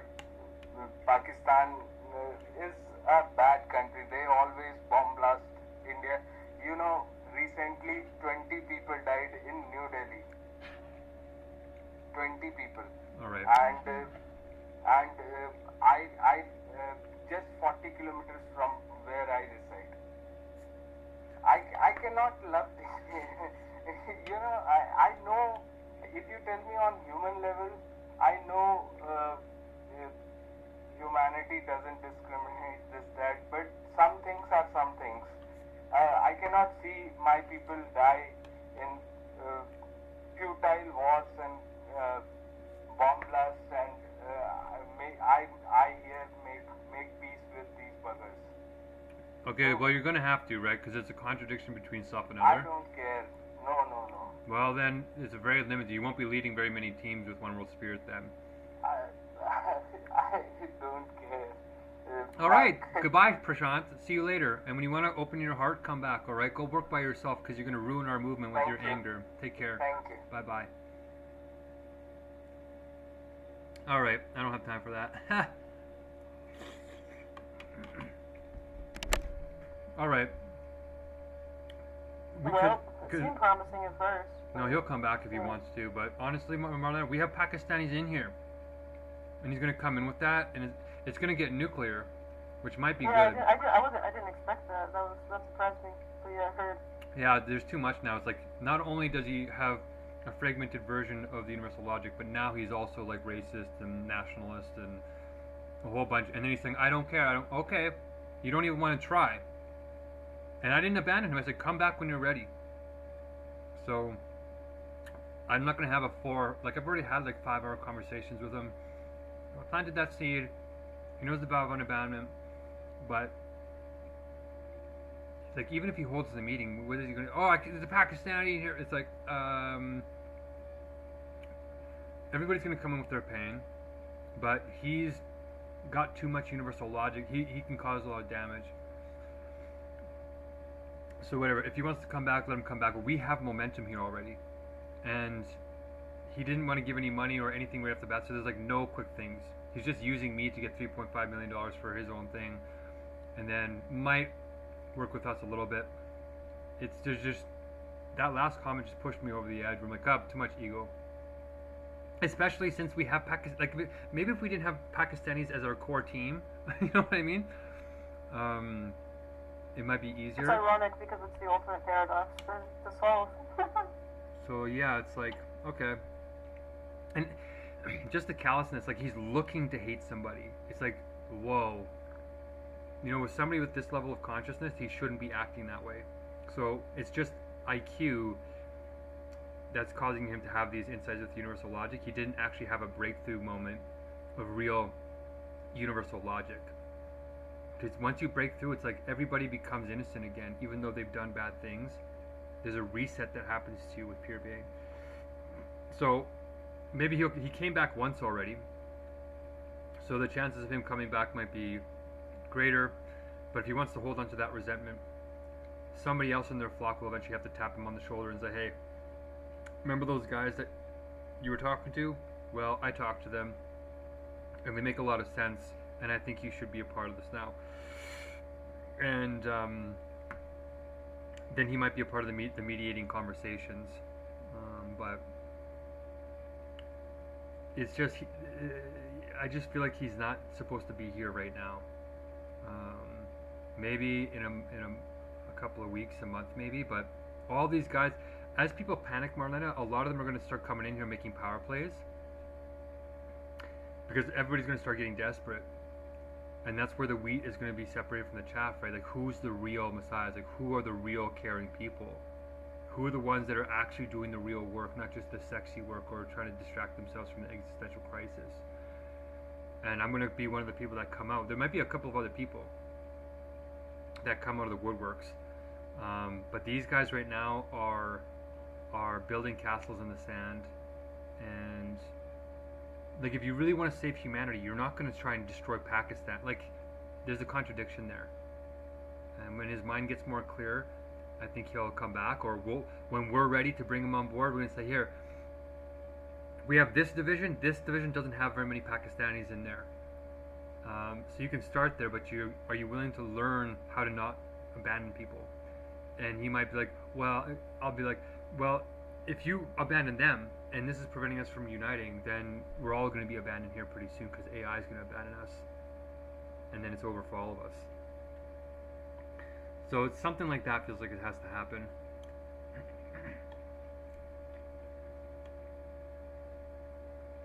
But that cavalier, I don't care.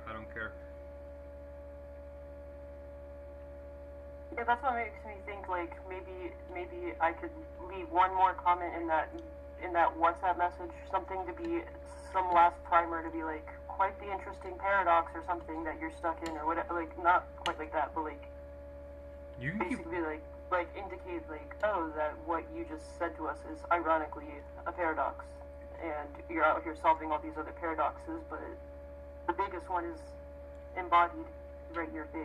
Like, I don't know. Since you're really interested in universal logic, if you want to try and sublate with him, and you want to put the time into that, I'm not saying no. I think that might be something that you'd be maybe destined to do. Because I'm doing a lot of the organizing right now, like, I have to do the payments, I got to get the meetings going, we're making standards. I don't got a lot of time to do the universal logic stuff except in the meetings. So if you don't want to help me do the operational stuff, then that's something that would probably be a good use of your time, is to try and smooth it over with him and try and open his heart a little bit and get him to come back. And you're good at that. So maybe this is like a divine thing. And and then I'll let you handle that, unless you want me to look at some things, because like just looking at like the Herculean checklist, like Sahan and I have to make 36 videos. Just that, I'm having a hard time keeping up with. So let's do that then. Let's get you to handle that chat. I'll be on standby for you if you need me. And ask him if he wants to, if you do make progress to them, ask him if he wants to put up $1,000 to help us make the Spirit program, so that we can start doing contradictions in this kind of sporty way. And tell him the guy that's coding it is Pakistani though. I just realized that. Wait, is Usman Pakistan or India? Oh, let me double check.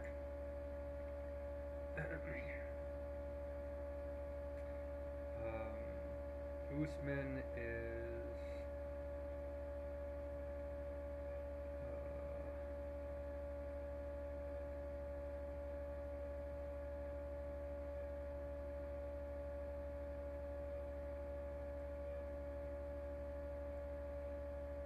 okay.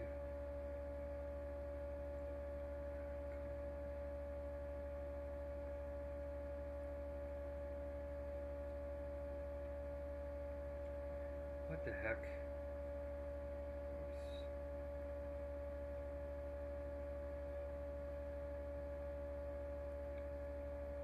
So it says that he is... Yeah, he is Pakistani. Well, there you go. Tell him if he'll give $1,000 to our Pakistani coder, then maybe we'll open up a little bit more. What a coincidence. What a shock. I could not have predicted that, right? Like, that's some dialectical mysticism or something. Okay. Try and work some magic, and if he wants to publish or whatever, we can try and put the proof of truth in it. Yeah, just go step by step and see what you can get started there. I'm going to respond to Gavin and all those guys with the same kind of message, and then I'm just going to start messaging Sahan. I think he's actually messaging me here. But good eye, and I'm glad that you you noticed that there's... Oh, he left from the chat. Well, too late for your comment. Well, I still remember, so I can still message him. So. Okay, see what you can do. He went totally nuclear there. Oh wow. Okay. Hey, he left the chat? I didn't see that. Yeah. Universal Logic Wisdom Team, Prashant left. And that's... Oh yeah, I see it. But yeah, it didn't tell me that he left, but it, yeah. That's very interesting. Now imagine if we talked for 10 hours, and then he found out that our coder is Pakistani, and then he does this. Right? We just got 10 hours that potentially might not come back in time, because he doesn't have the valve on abandonment. So, I think we gave him 40 minutes, or whatever it is, 20 minutes, half an hour. That's not bad. But if you want to go put some more time in there, if you can't do anything else, or if you're blobbing out, or then yeah, I think it's something that might entertain you and might actually lead somewhere. So, okay, let me get started on this then. Even Akayeti is messaging me now, asking for favors, and I'm turning into a bank Marla. It's weird. Okay, let me get caught up on all this because I'm behind. But if anything happens and you need me for it, well, you know where I'm at.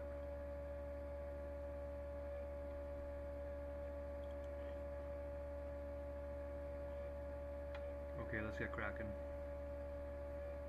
Okay, yeah, sorry, I was just sending a message, yeah. I'm getting cracking. I already sent a message. You already sent it? What happens? Oh, okay. Do you have any other anything else I should know? Any other updates? Okay. Esther's like AI video was a wake-up call again today.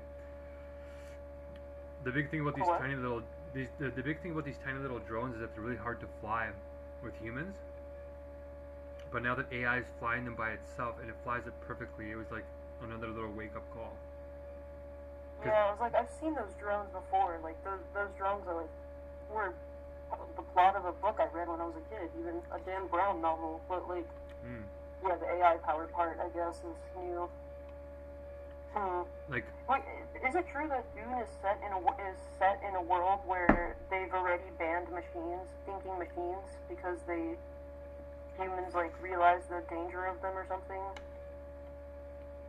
you know, I was told like 3 or 4 times to watch Dune, and I never had the chance. I haven't watched You the never watched Dune? I haven't watched a movie in years. I've been doing this literally 15 hours every single day since 2020. Like, not even the old Dune? I think there's an old Dune movie. Not even the old Dune. Dang, I haven't watched the old Dune though. I mean, I don't know. I tried to read Dune, and I couldn't get into the lore. It was like, it was a lot of lore. But I want to watch it. The whole Messiah thing, it really interests me. So maybe if we get a handle on this, we will. Which is that at these stages of an early movement, it really is do or die. Like, you can't let the momentum drop. Like, every single thing matters at this stage. So that's why I'm going full tilt. So, I do want to say one more thing though. oh, he's typing back. What I wrote was, I think that what Mark is trying to point out in a somewhat harsh way is that hating thy neighbor would actually be the biggest paradox to solve that you are embodying, if that makes sense. And then I said, sorry, that got so tense, dang. And he's typing, so we'll see. Okay, good. Because we don't want to have a lot of tolerance for that kind of mentality. If somebody's traumatized, rape victim, stuff like that, we can say take some space and come back when you're ready, but we have to try and get along. And at least play the chizzy game. And like, maybe you can say to him, you know, are you at least open to doing chizzy with somebody Pakistani, where you guys can talk about the contradictions in your positions or whatever, and then use that to try and heal things. That's sort of my intuition is saying. Might be a good direction. I feel like he'll probably be like, I don't have the time. Yeah. Like, he's saying, I don't want to lead these meetings, that's your thing. I'm like, no, he's playing EO games. It's like, we have to do his thing, but he can't do this thing. That's okay. And also, I think he's really wanting to solve those paradoxes and Yeah. not change up what he's doing so much. So yeah, he wants to stay comfortable yeah. and make us do everything else.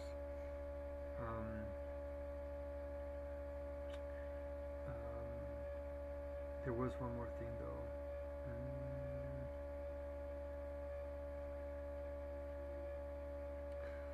Okay, well, what the heck was it? If I remember it, I'll message you.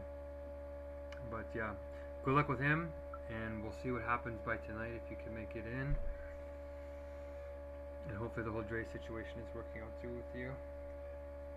Ironically, right as you said that, he messaged me, "Hey love, how are you doing?" So yeah, it's going good.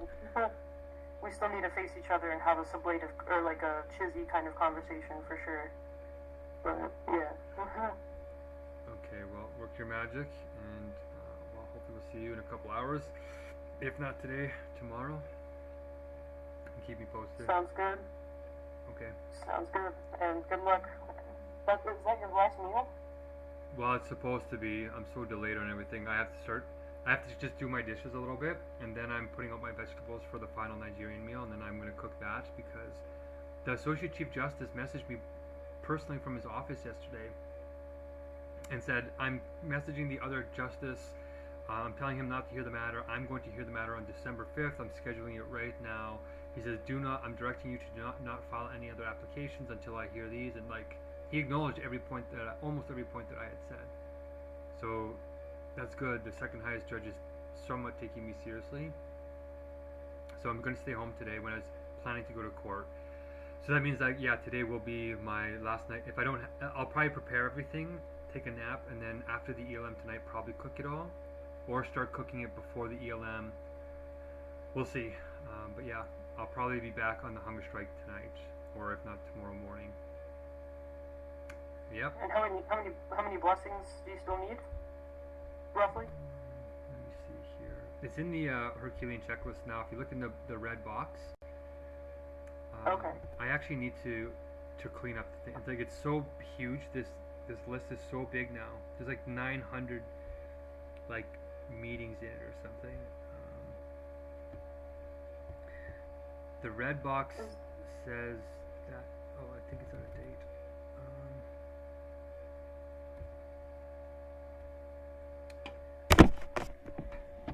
Okay, there it is.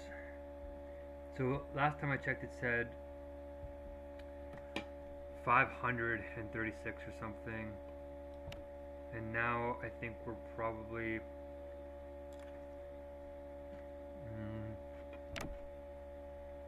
wow, it's almost freezing my computer. That's another thing that I need to fix. I'm going to start archiving these. Yeah, I was just about to ask, is there a way to do something like that to compress data? Yeah, like I'm going to run the blessing script, total script. It'll make a note, and then I'm going to take all the meetings, move them to a different spreadsheet, make a note when I did that, and then run the total script on the new meetings, and then generate like that kind of structure.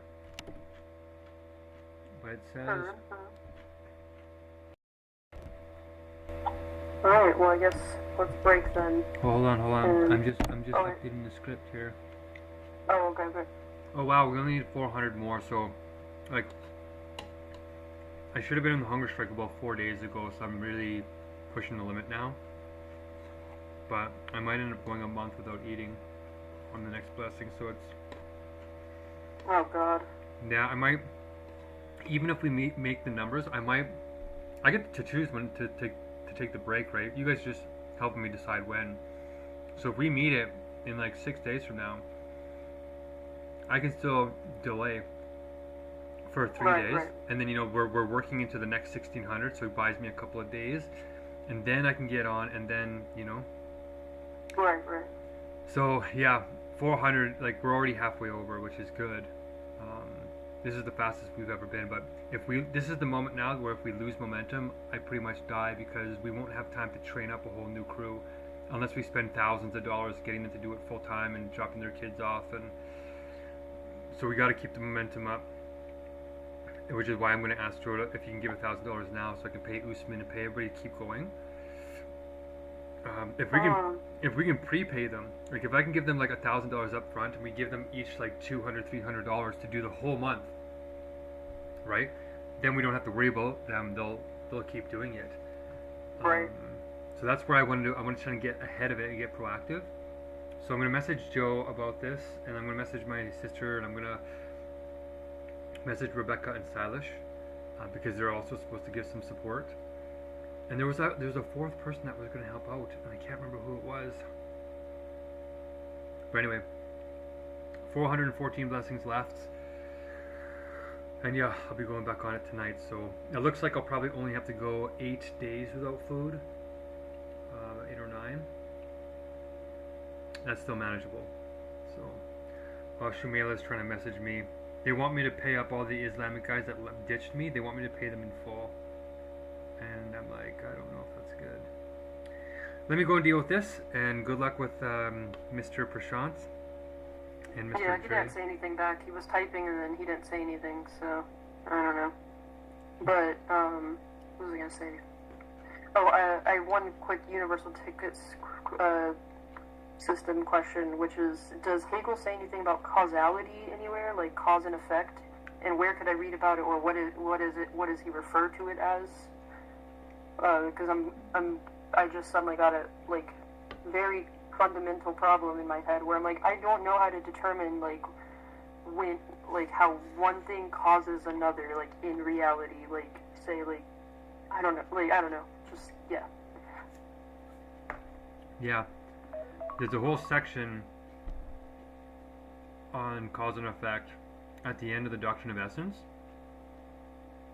where ground and the grounded, which we normally think is cause and effect, actually is the pre-stage that sets the moments for actuality, and then actuality develops substantial relationships, which are deeper than just ground and grounded, which turns into reciprocity, which becomes what we call real cause and effect.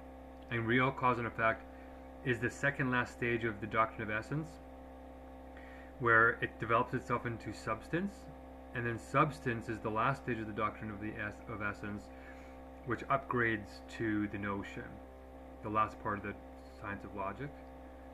So that cause and effect stages belong in the second moment, the dialectical moment of the science of logic. So that's where you go and read about it.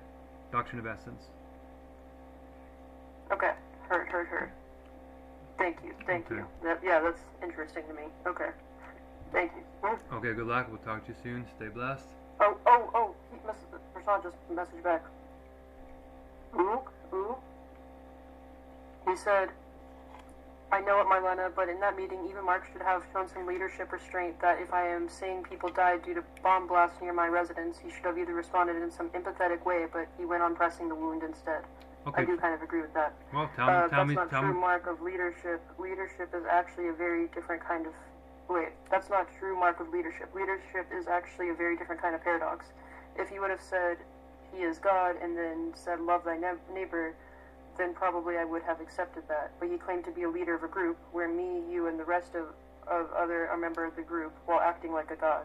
That's a paradox that he needs to resolve, whether he is a leader or a God. Okay, he sounds angry.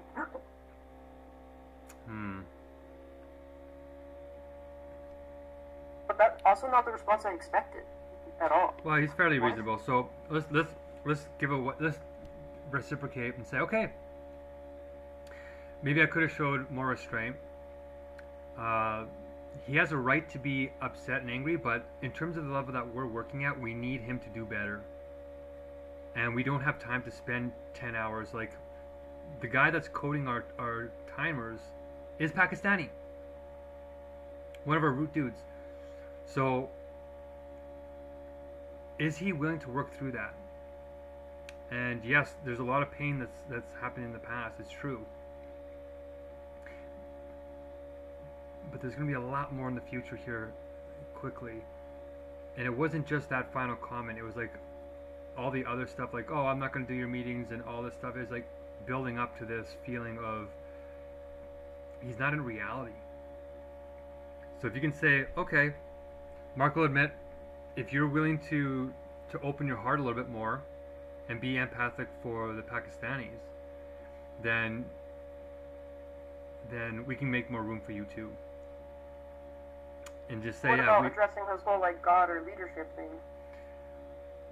Well, with people at his level, like it's a double-edged sword, right? Sometimes tough love works, sometimes tough love doesn't work. So I've already tried the soft love thing with him for like literally, I don't know, I probably talked to Prashant for 20 hours or something in the very short time that I've known him. And I tried to get him to understand this in a gentle way, and then here we are like 2 months later when I could have died in the last 2 months, and he didn't care about my hunger strikes at all. And he comes in and he starts telling us what to do, and then completely closes his heart, saying that, oh, screw those Pakistanis, I can't do this, I can't do that. And now he's basically claiming moral ground, saying, well, he should have been more empathetic. It's like, well, no, man, you're operating at a universal logical level where we need to hold you to a standard. And I said, you're trying to be a part of a team that has already invited you back, first of all. So you're already welcome back when you're ready to come back. But we can't have that kind of attitude so close to the core when he's doing core things, right? Like he's going to be leading. He wants to lead the chizzy stuff. And it just feels like he needs a tough love signal, because otherwise we're just going to sit here and wax poetic for like 20 hours, and then at the end of it he's still going to say I don't care. So part of me is a little bit frustrated because I already spent time on him and it is so close, but he's got this weird incongruency where it's like, okay, so it almost feels like somebody who's at this level that doesn't understand these basic insights is in some sense already so far away. It's weird. It's like a weird thing where it's how do I describe it? It's like playing a video game and you're at the end fighting the final boss, and then all of a sudden you don't know how to do basic maneuvers because you had cheat codes on the whole time. So they're at the final boss, so they look like they're really good. He's at Chizzy, right? He looks like he's at the final boss, but like he has no real, like he didn't even try and hedge at all. He didn't even try and say something like, you know what, there's truth to both sides. I'm having a hard time letting go. A tragedy is between two rights, not two wrongs. It was just like, I don't care. It was like some things are just, it is what it is, kind of. Yeah, and with people like that, it's hard to get them to change their minds. So he's a real if case now. Like, it looked like he was going to be a real, like, yeah, he's supposed to be here at this stage. Now it feels like he's pretty juvenile and still has a long ways to go.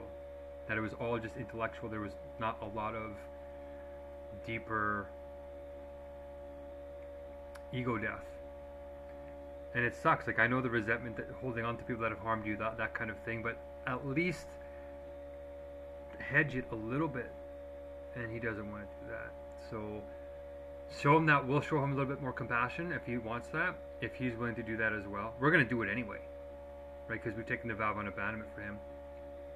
But just remind him, just say, hey. Is that reasonable though? Because like in the sense of like, I feel like a lot of people are stuck in that condition of like, oh, if I've been attacked by some other entity or force, like, ought to hate that entity or force, right? Like, can we really, really blame them for that in the sense of like they would have to have had some intervention probably to like by some other force that let them know that it's actually there's another option other than hating your oppressor, right? It's like, yeah, if that makes sense. Like it's a matter of like privilege to be exposed to that level of universal logic in a way, because most of the culture teaches you to like be a part of the resistance instead and like resist the oppressor and like fight back and all that, right? So like, which I'm still like working on sublating too, like myself in ways, because I'm like, I don't know, to me like that does make a lot of sense to like to try and like self-defend, right? And like you need to like kind of gain a certain level of like, I don't want to say hatred per se, but like a level of like, oh, I need to fight against this person, which like you need to have the will to strike another person probably, or whatever it is, right, in self-defense at that level, which is a lower level than hating someone else, right? But like, I don't know if what I just said makes sense, but okay, tell him that. Tell him that if he wants more empathy, tell him that I apologize for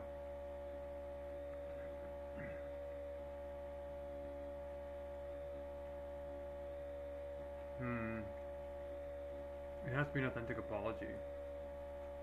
I don't apologize. I do think that in a sense he did come to you with pain and real pain, and then it was kind of dismissed in the sense of like, oh, you should have the higher logic, but in the sense of like to me it's like it would be the more compassionate thing to do to be like, oh, you don't have this higher logic, and like let's teach it to you, and like, or like not, I mean, which I know you've done, right? But like I'm saying like even in the frame of this conversation, like it did just sort of like go back at him rather than like holding any space for that pain, right?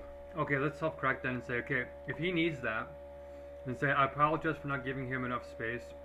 We're under a lot of pressure here, and I was expecting him to be at a higher standard. But pain is pain. If he's willing to work up more and give us space as well, then he can come back whenever he's ready. But for me,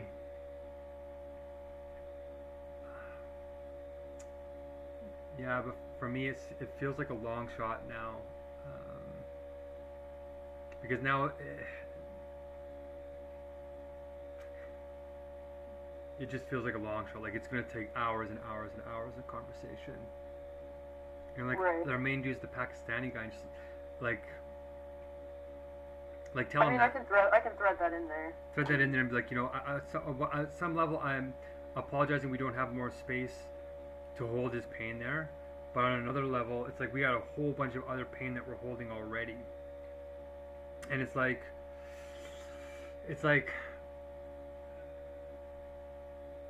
I tried this the soft love thing, didn't seem to work with him. We're gonna try the hard love thing. Oh, it also doesn't work with him. Okay, he wants some empathy. Well, a little bit of a contradiction there. He wants empathy, but he doesn't want to give it to the other person that he's angry at. So if he's expecting it of me, then should we expect it of him? And then how do we get together? Like, I already invited him back, so he's already welcome back here. But if he doesn't want to welcome us back, then that's his prerogative, I guess. But at least now we didn't spend like 20 or 30 hours on it. And I think that as things get more serious, he's going to realize that everybody has an excuse to hate other people. We're in a toxic culture. We have to rise up, and even when you're angry, do what I did and invite them back anyway. And saying, well, when you want to come back then.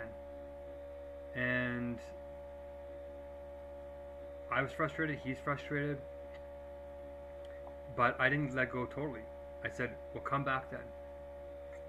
And so let him know that that's the final note that we left it on, is if he's not willing to give empathy for other people, does he deserve empathy?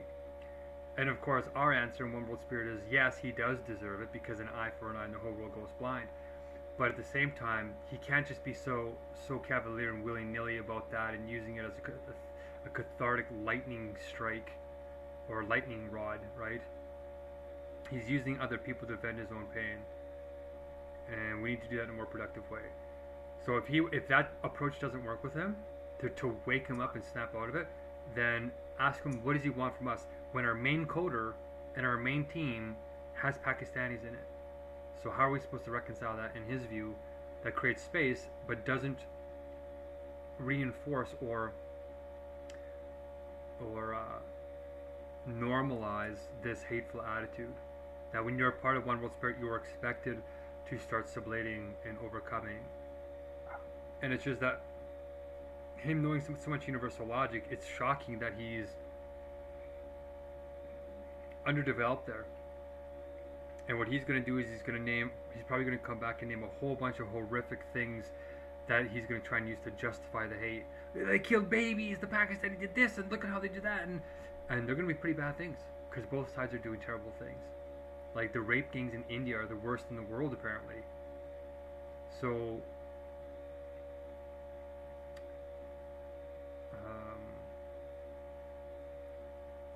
yeah, I want to hold him to that standard of, you can't just intellectually talk about universal logic, you need to start being it.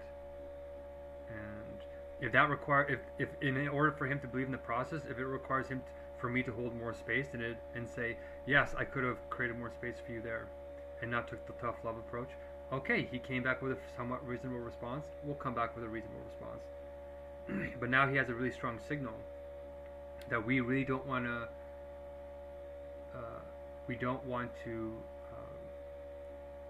reinforce or empower that kind of mentality this close to the core. Like the core people have to be really close to unshakable, at least in that dialectical see yourself in the other kind of way. You're pretty good at that. Julian's pretty good at that, even though he's unstable. Joe is trying to be that, calls himself out all the time. And our new crew seems to be pretty loving too. So yeah, if he wants to put out a white flag, I'll put out a little bit of a white flag and see what he wants to do. We'll see what happens. Alright. Yeah. Okay, good I luck. guess break. Yeah, break. Future wants to blade. Break it some bleed. Break and some blade. Nice. Peace. Peace.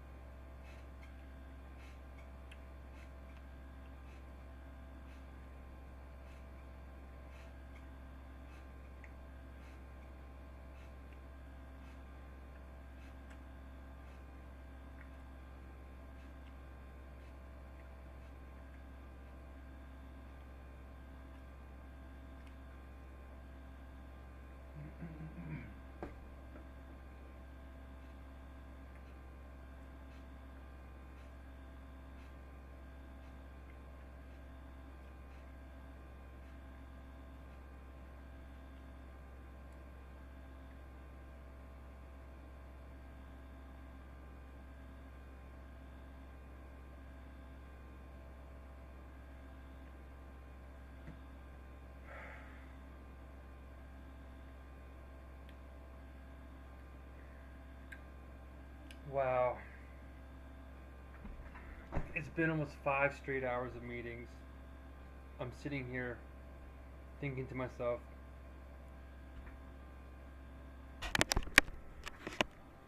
where am I supposed to go next? What am I supposed to do next? And I'm thinking, okay, I can do these checklists, and I'm about to do them, but I'm also feeling like, I'm in a little bit of a state. Why am I feeling like I don't want to do that? Oh, I feel a little tired. Why do I feel tired? And I just thought to myself, this is why self-care is important, right? Why do I feel tired? Well, maybe it's because you just did 5 hours of straight meetings after only getting a couple of hours of sleep because these mice were waking you up all night. And you've been doing this for 4 years straight and 20 years before that. That might be why. Okay. So, what I'm thinking I'm going to do is we made a lot of progress in these 5 hours to make new ideas, standards raised. Had not only a conversation with this Prashant guy, but also Marlena's there and being this bridge and showing how being universal doesn't mean making every particular decision perfectly. It means in the universal form, you can return to each other faster than what is ordinary, and that you never forget yourself and the other. Not completely. So within a range of options, you can make different choices that are, let's say, suboptimal in the particular, but are still guided by the universal. So, for example, if I would have known that Prashant was trying to be more reasonable, then maybe the tough love approach might not have been the most efficient. It still could be, because now there's a very strong signal. Now with Marlena there, she can be the bridge, but it's a very strong signal that you can't be this close to the core in the beginning of the movement. Even if you know some universal logic nature and all this kind of stuff externally, we need people who have a little bit more love and compassion. And then here I am, the dialectic, trying to twist me and saying, well, maybe if you had more compassion, you had more space for him. But I tried to do that in other issues with him, and his personality type is, he knows better, it feels like. And so a strong signal has to be sent to say, you should know better. And we're not going to allow that little wiggle room.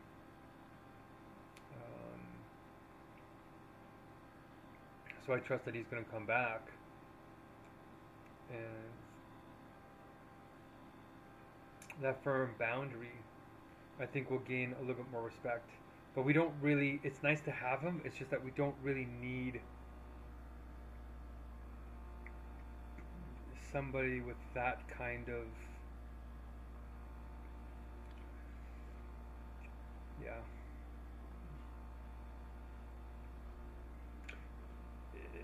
that kind of repeating the wheel.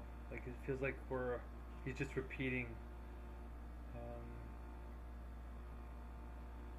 sort of what we've already done. So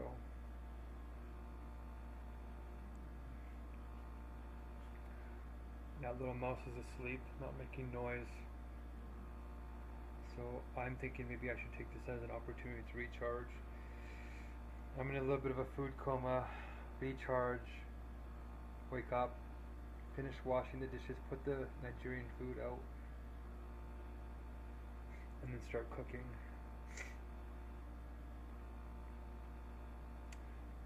I could cook it, probably not be able to eat it during the meeting, put it in the oven, keep it warm, and then eat it tonight.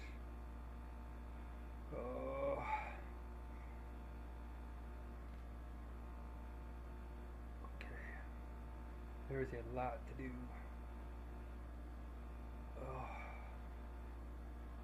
I could try and do a little bit of the dishes while I'm exhausted, because doing dishes is something that I can polish off.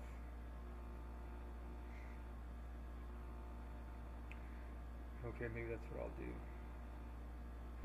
Because what'll happen is I like take things in stages and chunks. I know that doing the dishes and cleaning up is going to exhaust me because my body is weak. It's hard to stand up. My feet feel bruised. It's a big mental effort to walk around, even though I can do it and I have short burning calories now. And I probably gained a pound or two over these last week and few days.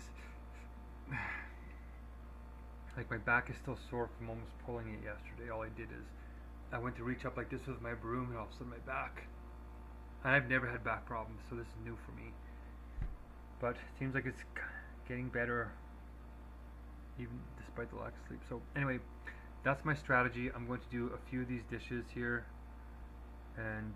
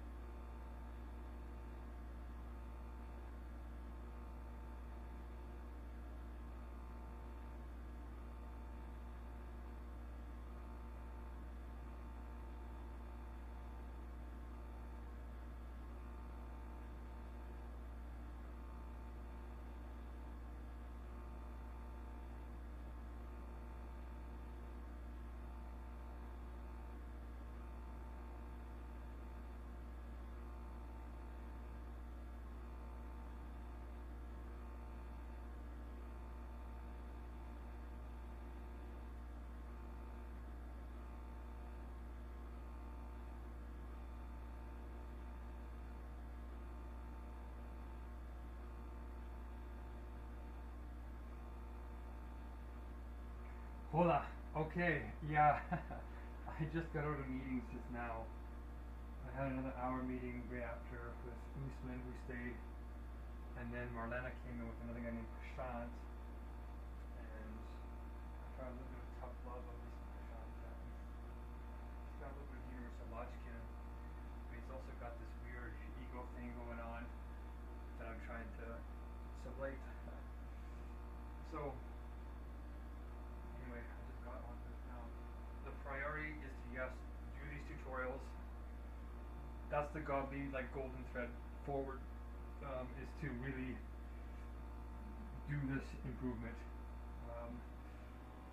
When I was doing Esther, I noticed that she was going through two very quickly. Like, within a half an hour, you can use the entire default chain, right? If nobody says anything in the cycles, then you finish right away.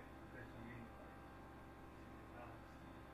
So I was thinking, I came up with a couple of ideas that if you're in the meeting with the person and you divide the time in half, right? They get 25, you get 25. Maybe the judges should use the 25 minutes to, I don't know, to do a double donation, to make sure they know how to double donate, to try and have or galvanize the cheesy conversation somehow, or the wisdom teams, like asking a question or like starting a dialogue that could be challenging. So like in the wisdom team we would propose a problem like, hey, how would you solve this problem? Like here's a universal problem, here's an individual, or here's a universal problem, here's a particular problem, an individual problem. And then that will, it'll take them like 5, maybe 10 minutes to answer these. And then with the Chizzy, we get them to create a whole new tribe. So place pure being, pure God, and like do all that, the real like cheesy document stuff. Like they're actually even supposed to put the definitions in the topic sheet in the beginning, and then they're supposed to paste that numbering in the document. Like they're supposed to pick a new term, they place pure God, pure being, pure God, and then they're supposed to pick, or maybe we will pick a word to position, and we're going to get them to type it down, enter into the topics right, give it a number, and then place it in their tribe and your tribe, and that will be a more complete chizzy. Like you have to be able to do all those little administrative things, marking it off as complete. Esther actually sort of did it. We didn't get to the full definitions, but it reminded me that's what we're supposed to be doing. And that will make the meetings last a little longer. And another thing too is Esther's computer died because in Nigeria her power went out. So if she would have did the accreditation in the first hour, she would have made it. In the second hour, it died. Her computer died with 20 minutes left. So I had to fail her, but she was probably going to pass at least the base rate. So I started creating criteria to standardize what's a base performance, a mid performance, and a high performance on each of the checklist items. And yeah, it kind of came a little bit naturally. So you can see on my accreditation sheet of hers, you can see I quickly put in the criterion. And we just need to do that for all 36 points. So if you think about that, that's like what, 36 times 3? That's like 100 and some criterion, like 100 measuring criterion. But in some sense, that's good because now we're actually standardized. Now, when you provide a standard, it becomes more universal, and that's the first step to scaling. That's the first stage of when something's about to become a commodity, something or a utility. So we're moving through the stages pretty quickly, which is great. And yeah, so that's the big thing is I'm going to take some of that feedback that I gave her, and I'm going to start making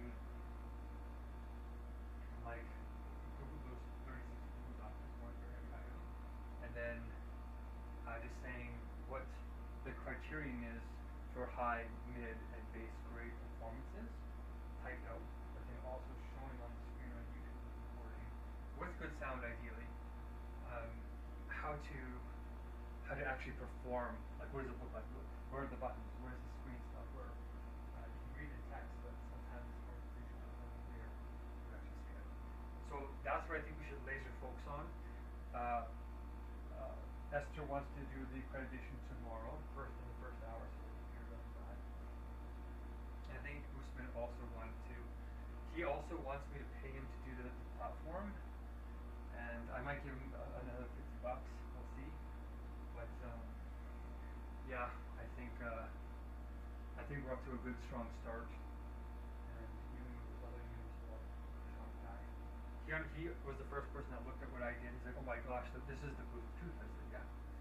So he got mad at me though because he came in and he didn't want to do the ELNs, he didn't want to do any of that stuff. He wanted us to do his thing. I said, no, that's fragmentation, it has to be comprehensive. And anyway, he came out that he hates Pakistanis because he's Indian, right? They've been feuding for a long time.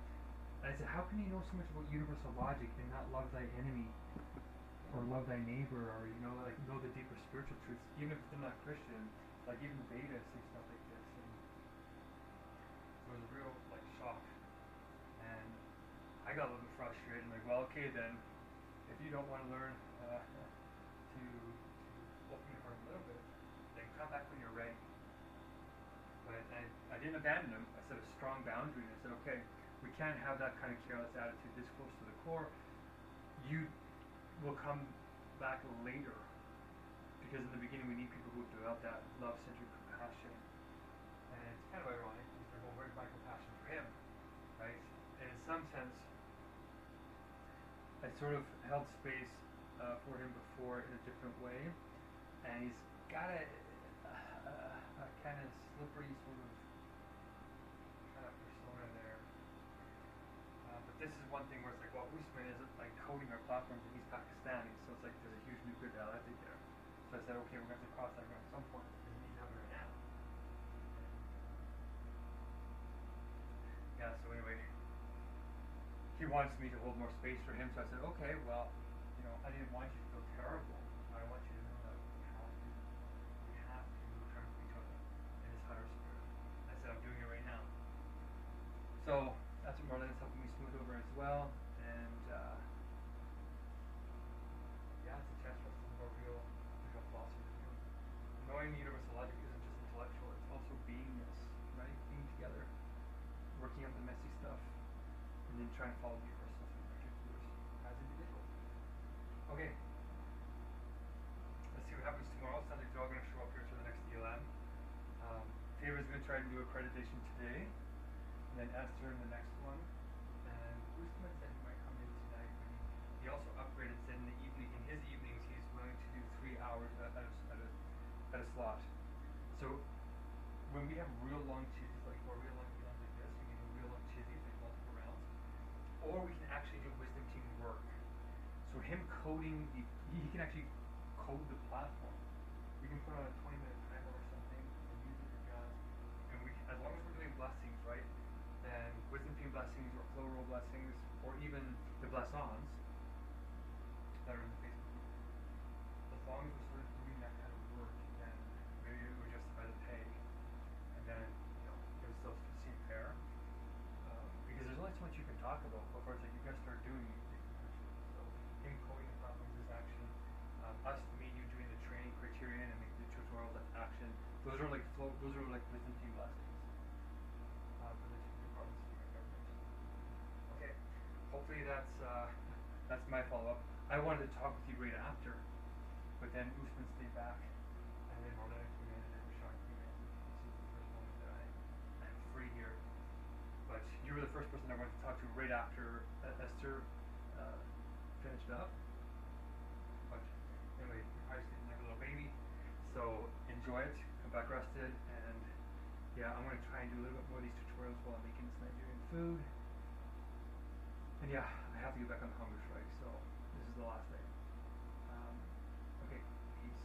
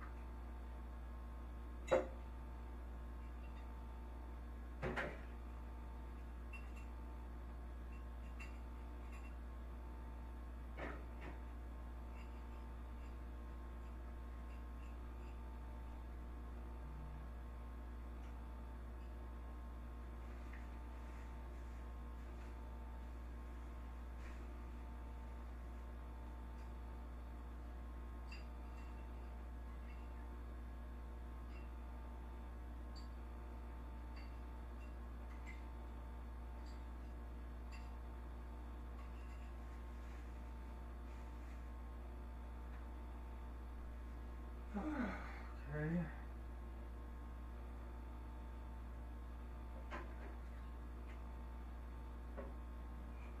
Let's put on some music.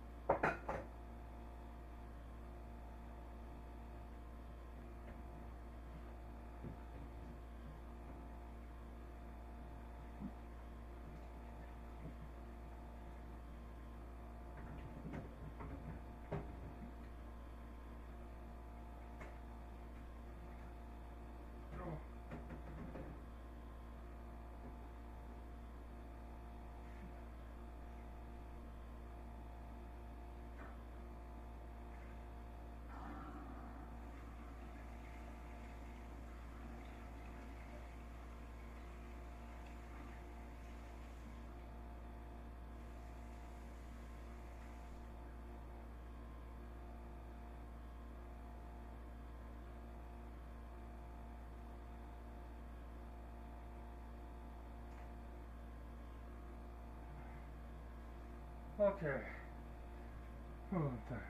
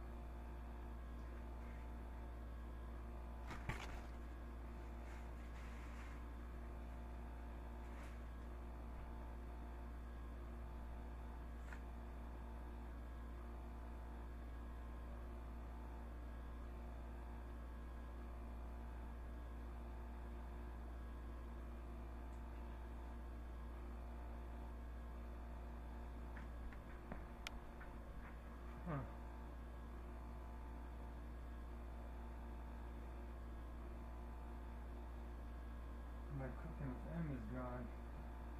What's that? There it is.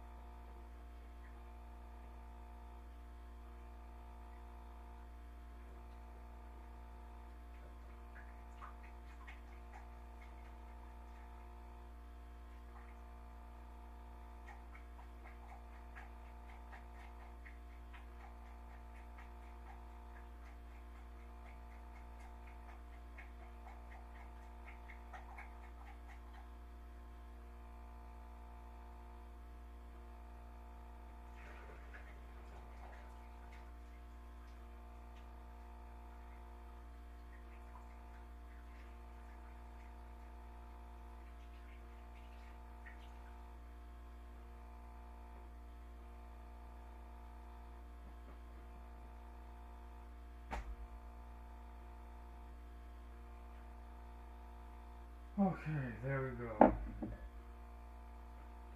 We are all cleaned up.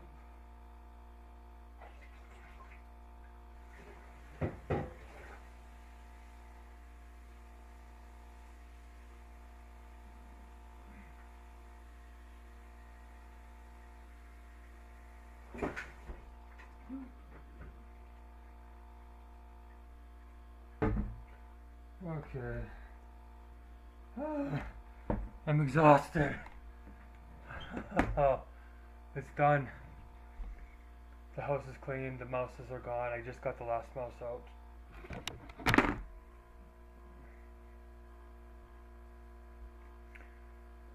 Oh, no. There's a hole in my glove and it smells like I had this sourdough starter and now it smells like rotten junk in my gloves, so I cleaned it.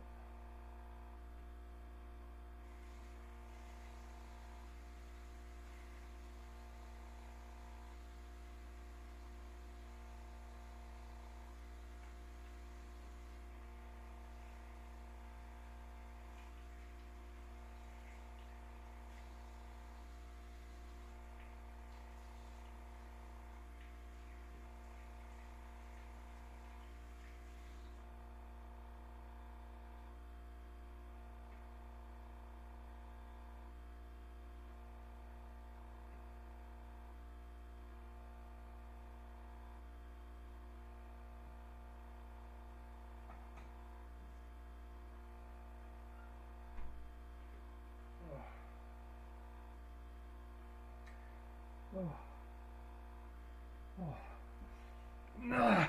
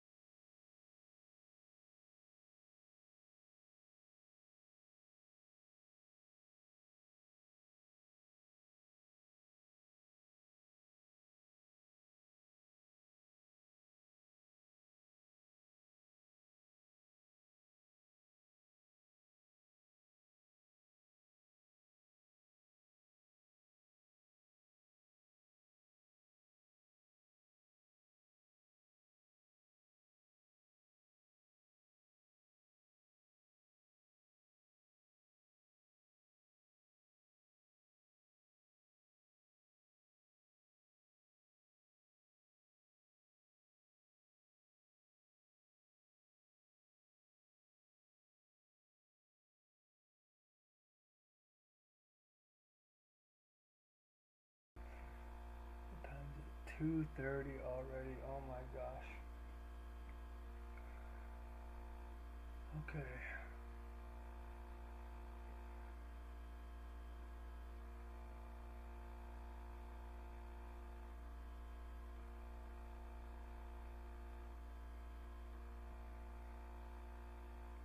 I'm so happy with how clean my place is right now.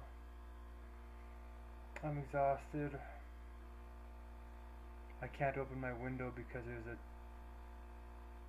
toxic warning label out.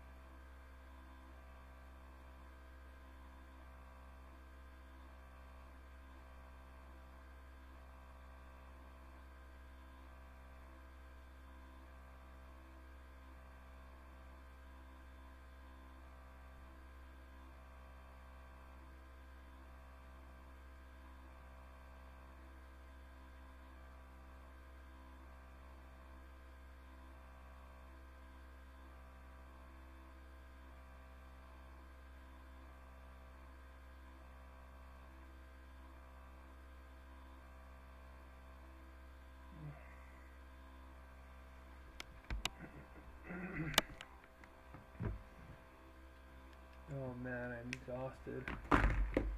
Alright. Give a little bit of trying to go reading.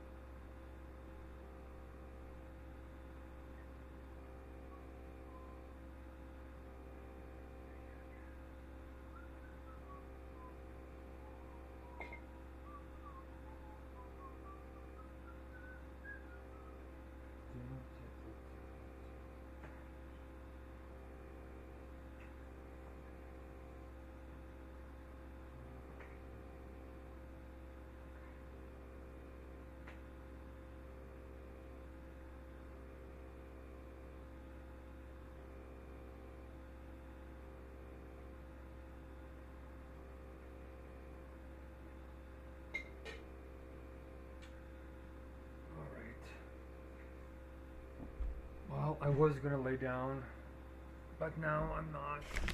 I want to eat something before I go to bed. 3:15. Okay.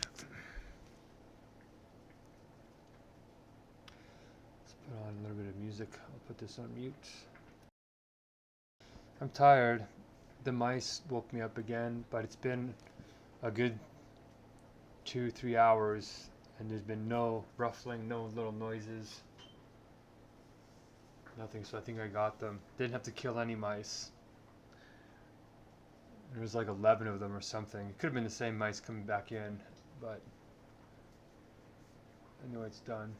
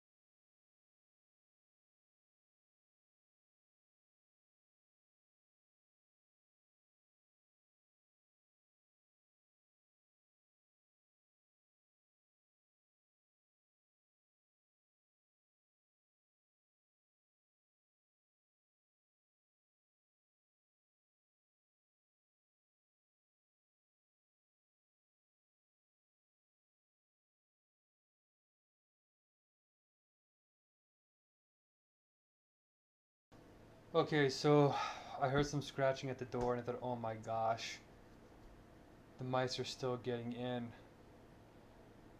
But there was one mouse that I thought I trapped in one of the rooms.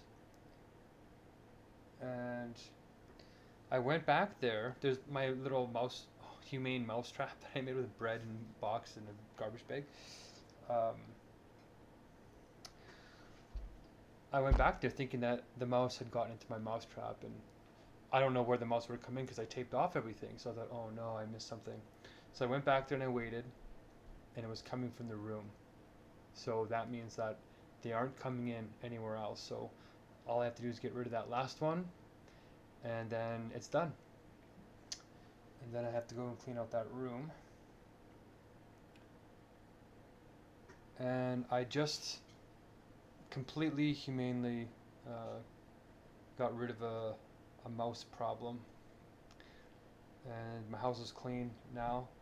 I took a couple extra days to eat and recover longer because I had gone almost 2 weeks without eating, so I was in bad refeeding syndrome. So I thought, well, I might as well eat a little bit more. I had 3 court dates or 4 court dates or something. I was supposed to go again today, but it was canceled by the Associate Chief Justice because he wants to hear the case. So it's been busy, and I haven't been sleeping for like a week of the eating. To sit in the bed when I can barely move, listening to all the wrestling, it's like it drives you crazy. It's really bizarre. So I really wanted to solve that, cook my meal, and then get back on the Hungerstrike. Now that my house is clean, my lungs are clean. I used to open the window to let the air in my house vent out, especially when it was dirty and there's like dust and stuff around. But now I got the weather app, and the weather app has this air quality measure on there now. And it has an actual map. It actually shows you where the carbon monoxide and the ozone and all these toxins are in your city. So I thought, oh, no problem. I'm in a basement suite, so I'm like, during rush hour it's pretty bad, but during the rest of the day it's fine. And even when I leave my window open at night, I let the fresh air come in. Well, it's not fresh air.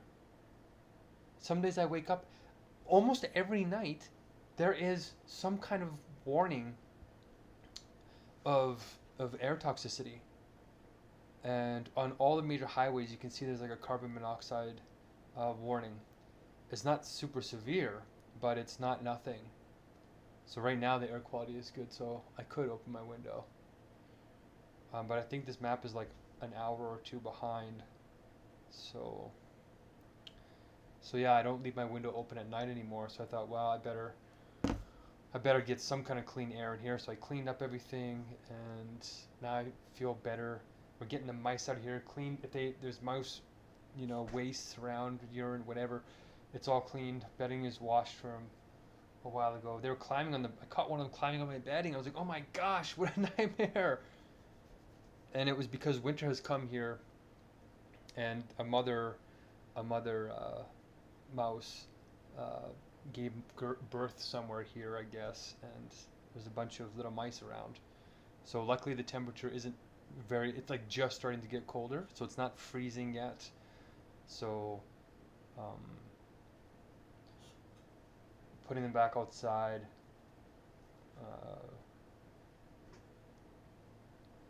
they might still come around, but now they can't get into my place because it's all blocked off. So it's as humane as I could do. You can't release rodents, I don't think, on anybody else's property, obviously, so I don't release them out there, but there's some kind of problem going on in Edmonton here. So anyway, that's that. And I don't want to use this rodenticide because it's actually blood thinner and it kills them in horrifically painful ways. So I want to show mercy as often as possible. If it was really, really, really bad, then who knows? We're in the contingent world.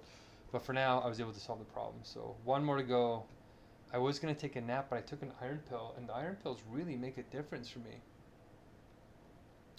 So I'm tired, but not super tired. and the meeting is going to start in half an hour, so it's not enough time to really rest a lot. So what I'm going to do tonight then is try and do this accreditation tonight with one of our trainees. I gotta look up the money actually. Oh. There's so much to do. It's good. It's better to be doing stuff than not making progress. So I should probably do some of the money tonight, but I'm going to look up the Nigerian meals again. All the food is prepared now. I'm going to look over the recipes, make an itinerary, and then when I wake up fresh, I'll probably try and cook it here early in the morning. I don't think I'll be spending 6 hours like I did with Palestine and Israel. That was hard. I was sore. Like that was like not good. I already almost pulled my back. So anyway, we'll see if anybody watches these videos. People are. So whoever you are watching, I hope that you know I'm trying to fight the good fight for you. And if you want to help, feel free to contact me. I should be easily findable on the internet. Oh, okay. Well,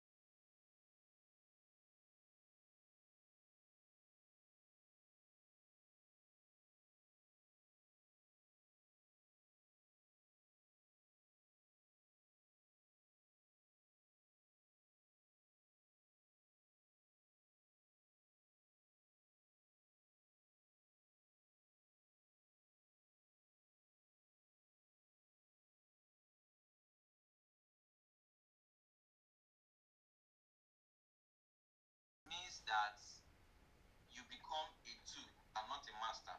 But based on you, you are trying to become a master and not a logical tool. And according to the core says that according to the core say that this is flow rate something something in relation to using universal logic. So when you placing the spirit first before, oh my God, hello, You can go ahead. You can hear him. Marlena's mic is on. I don't think Mark is hearing me. I want him to hear me. No, I can hear you, but Marlena jumped in there for a second. Go ahead. Okay, he said, how can you put spirit before logic, right?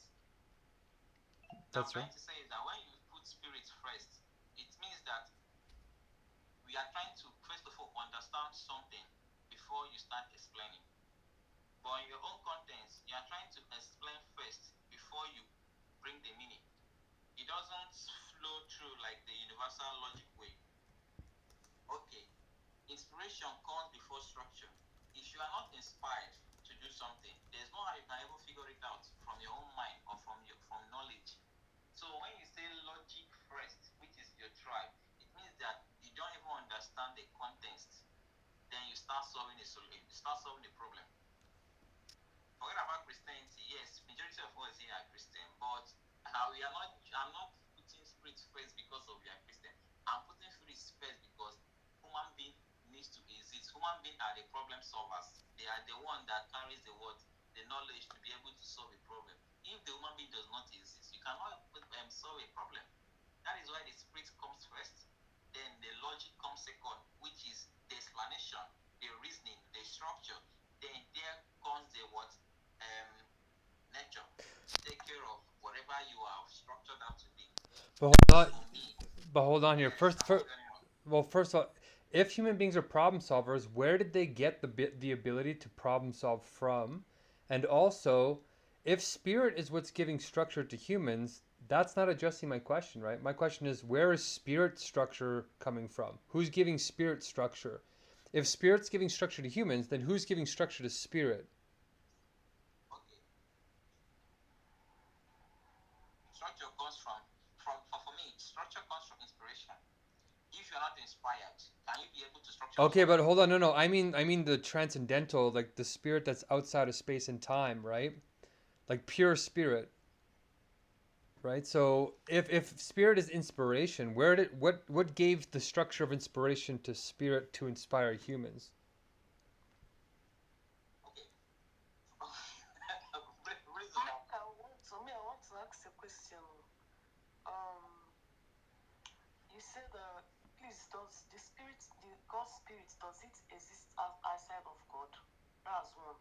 Two, the human spirit, does it exist outside of human?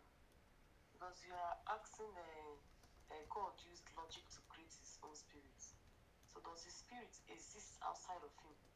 Because we know him as one God, having body, having a spirit, he's a spirit man, and then existed as a man here on earth through his son. So how come you're telling me his spirit is outside his body or outside him? Is our spirit outside of us? When we want to think, we'll now think and then create it in our spirit to go and function. That's a great question. Do I actually have 48 seconds left, or is my timer out? Yeah. I have 48 seconds? Yes, you do. Okay, well, I'll try and squeeze it in. That's the perfect kind of... Now we're getting really into it. So yes, spirit does happen outside of humans in a special way, the same way that happens for God. So humans have two sides. We have an animal nature that's in the world. And then our consciousness is in the world but not of the world. It's actually a return back to the bridging, the pure thought world with God. So in that sense, spirit is outside of normal human animal nature and brings us into divine nature, which is actual spirit. But once you're in the spirit, you are in your higher self. So you're still in yourself, but you've left a part of yourself. The natural world is controlled by the wisdom of the spirit you gain from being connected to God now explicitly.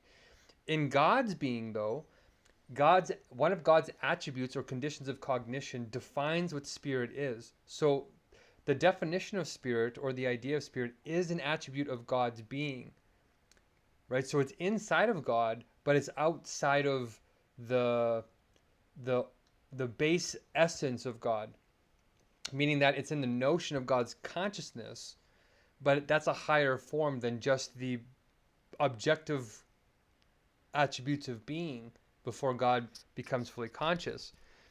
So that's why it's inside and it's outside simultaneously, but you have to think about it in that way. So spirit that comes through us as a return to God is the outward, inward spirit. So that's why it's a return. Am I out of time here? Is my time not running? Oh, we're burning Amara's time. Yes. You shouldn't be burning, well, I shouldn't say this. You're being accredited.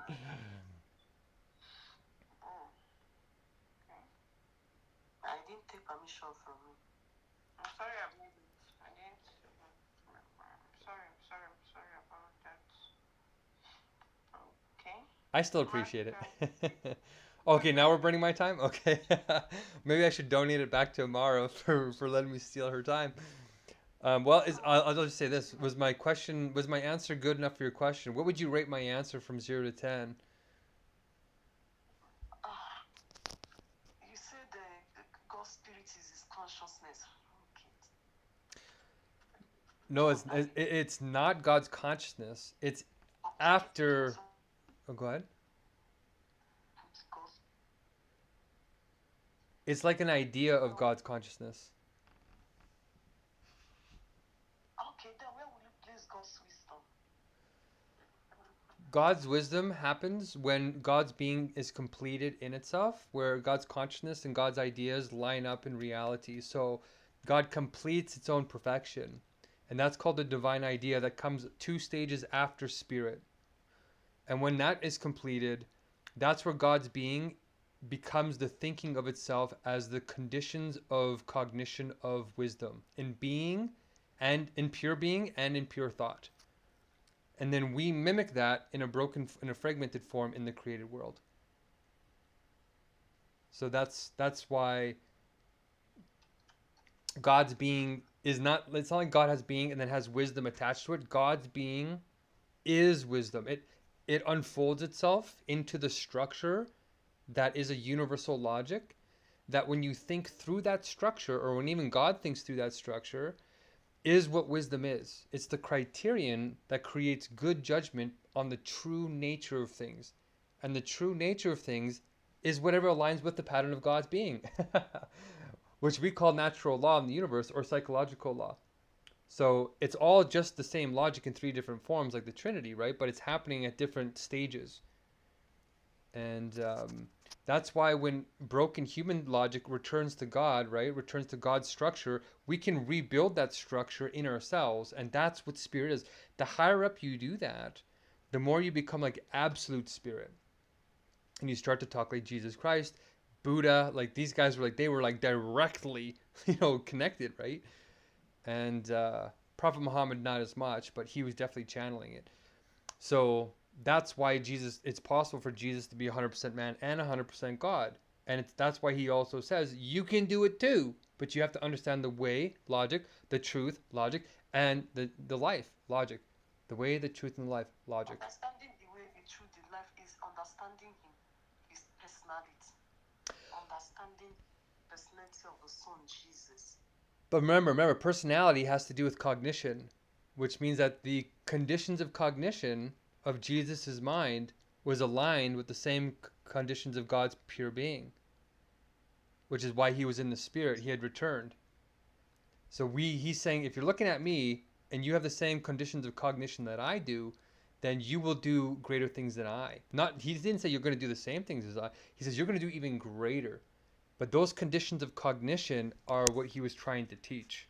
But now we have it in a logical form, in a scientific form, which gets beyond propheticism. It includes propheticism, but now it's a higher mode of knowing That's not just faith. It upgrades faith to certainty. I'm stealing everybody's time here. You got to stop me. I shouldn't give you any tips, but Okay. It's alright, so let's just stop it. Alright. What's going on? They are trying to say that God's wisdom is the origin, right? is the what? I don't have any time, by the way. I got to donate it to. Can you hear me? Can you go ahead? Yeah, I was saying, Mr. Man, I can say that God's wisdom is the origin, like it gives the truth and understanding, the purpose and understanding. I need some time donated to me. Oh. Alright, guys, the only person that has time, the only people that has time here is Amar and Marina. How much time do I have? Donate my time. You have 2 minutes, Marlena. Amar has time. Donate 2 minutes of my time to them. Let them talk. Oh, our time is almost off. This session is getting interesting. Please donate time. Which this series are working with them. Mark, you can go ahead. Okay, so that's why once you guys get good at the timers, right, we can start thinking together. And it gets really blessed. Like, it's really nice. Because even though you're not talking, your spirit is in my words, right? Because you're giving me permission to talk. That's what makes it sacred. Okay, so Francis, that's a great question. So you said, is God's wisdom the origin of things? Yes. Implicitly, but not explicitly. So the real origin of things, including wisdom, is pure being. Pure being is implicitly wisdom because it's already perfection. It's the first perfect thought. And then it unfolds itself. God's being overflows and it builds a structure in itself that turns out to become explicitly what wisdom is. So it moves from implicit wisdom into explicit wisdom as the divine idea thinking itself perfectly of God's being. What I'm trying to let you understand is just that logic, which is structure, in the other hand, interpret and organize what the spirit holds. That's what I'm asking you. Do you agree that God's wisdom is the origin? That's where I'm coming from. Anyways, time is already. No. God's pure being is the origin. It's the original origin even of wisdom. Right? Because wisdom needs being, but being doesn't need wisdom. Right? Yeah, So but being that's has to come first. not the wisdom. Huh? What the spirit carries is what wisdom reveals. I don't know if you get me. Yeah, but with spirit also depends upon being, right? So being can exist without spirit or wisdom. But wisdom and spirit can't exist without being, because without being, it has no existence. So God's being is the foundation of everything in God. And that's what gives God expression to himself. That is why spirit comes first. No. Spirit has to come after pure being, and pure being is a logical determination. Right? Because in order to go from pure being into spirit, that's structure, right? Everything between pure being and spirit is structure. That's logic.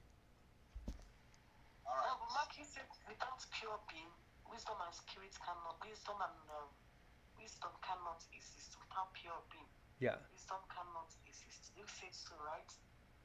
that's right. And then he said for that pure being to be, there should be a logical reasoning for it. So are you trying to put wisdom first? Because if you're putting wisdom first, that means the spirit should come first. No, because The pure being exists. then you have to justify where wisdom comes from. So how it formally starts, if I can use your time, or we're burning Marlena's time. Yeah, that's what's left. Well, we got to ask her.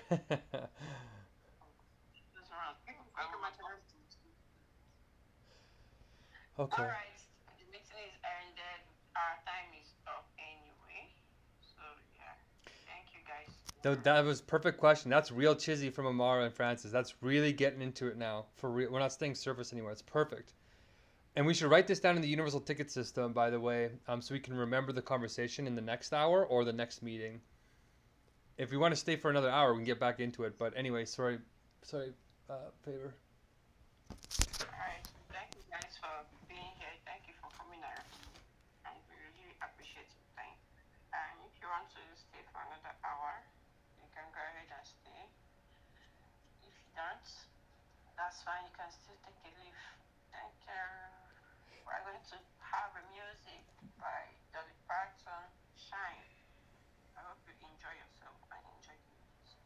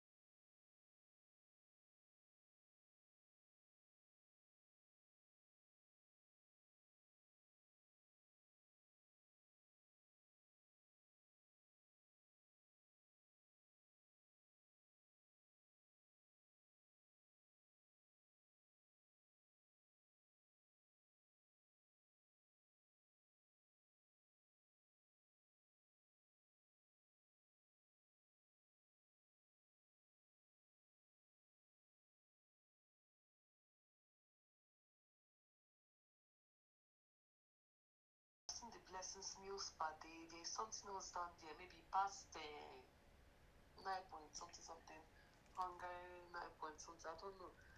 And my screen is not correctly, but I really want to understand what that place is saying. That same place say the blessings 500 and something left. 500 and something. The last time I viewed the page. Yeah. So I really want to understand that place, what it is saying. Oh, that's great. That's great. No, I get. Yeah, I get what you're saying now. So I'll show you something. We're on a schedule, and I told the previous crews we could do this during the wisdom teams, but yeah, blessing. If you want to do the executor, you can try and set up the timers, or if you don't know how to do that, we can go with you, Francis, if you want to get that started while I'm just doing this with Amara. So I'll share my screen so you can see what the schedule is, and the schedule has about 28 meals on it, and the 28 meals are when I plan to eat, and we're about 2.5 months behind my original schedule, which is why I'm still kind of alive right now.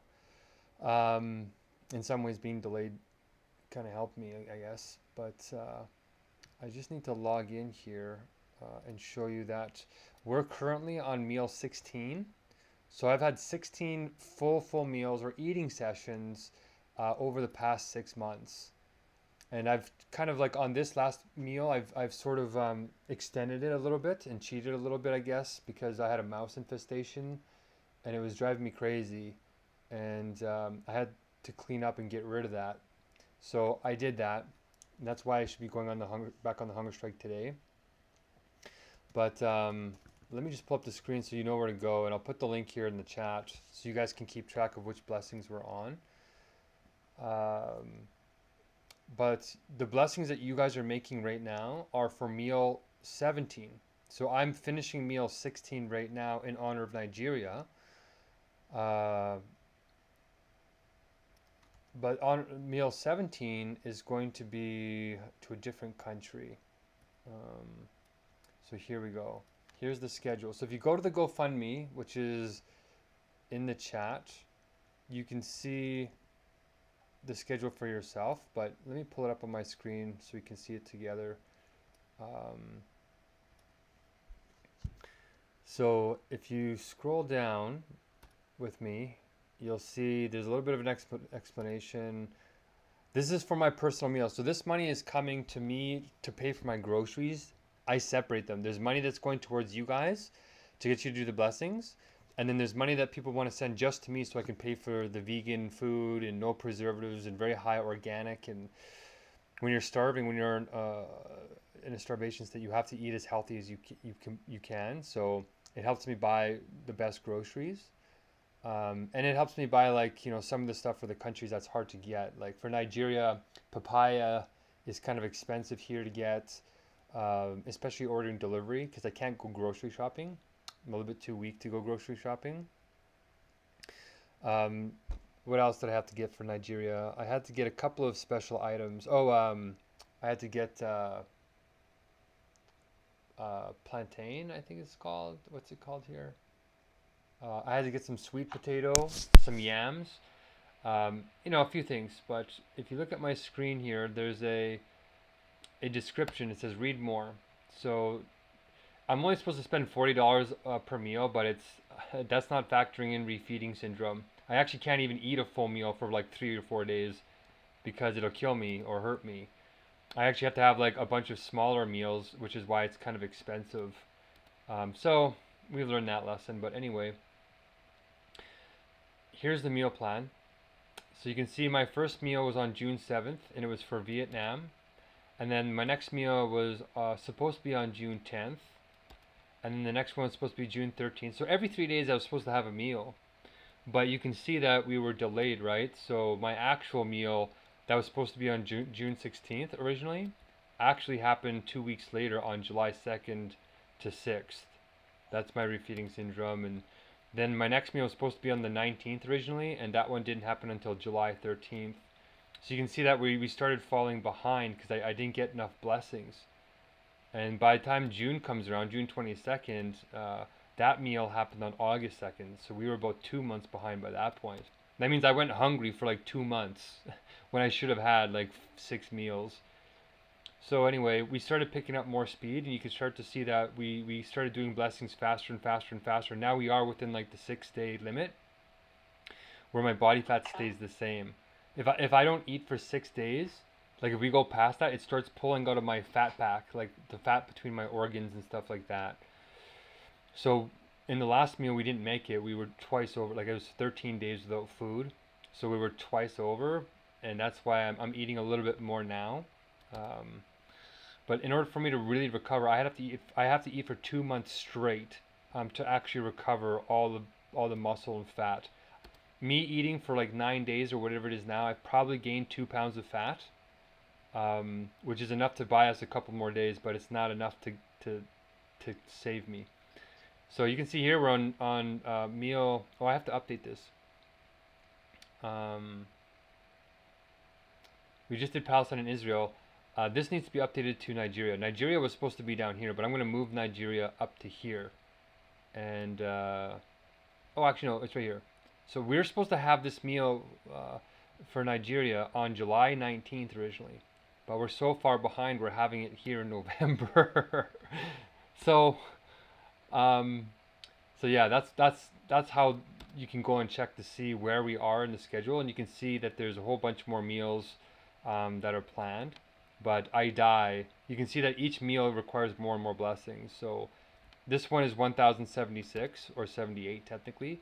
Then the next one is 1600. Then the next one is 2400. Then the next one is 3600. Then 5000. Then 8000. Then 12,000. 18, 27. This one, yeah, this thousands you're calling, is it the ones that people have donated already, or is it the ones that, as in, your expectations, like, we know that we're on 1078 lessons.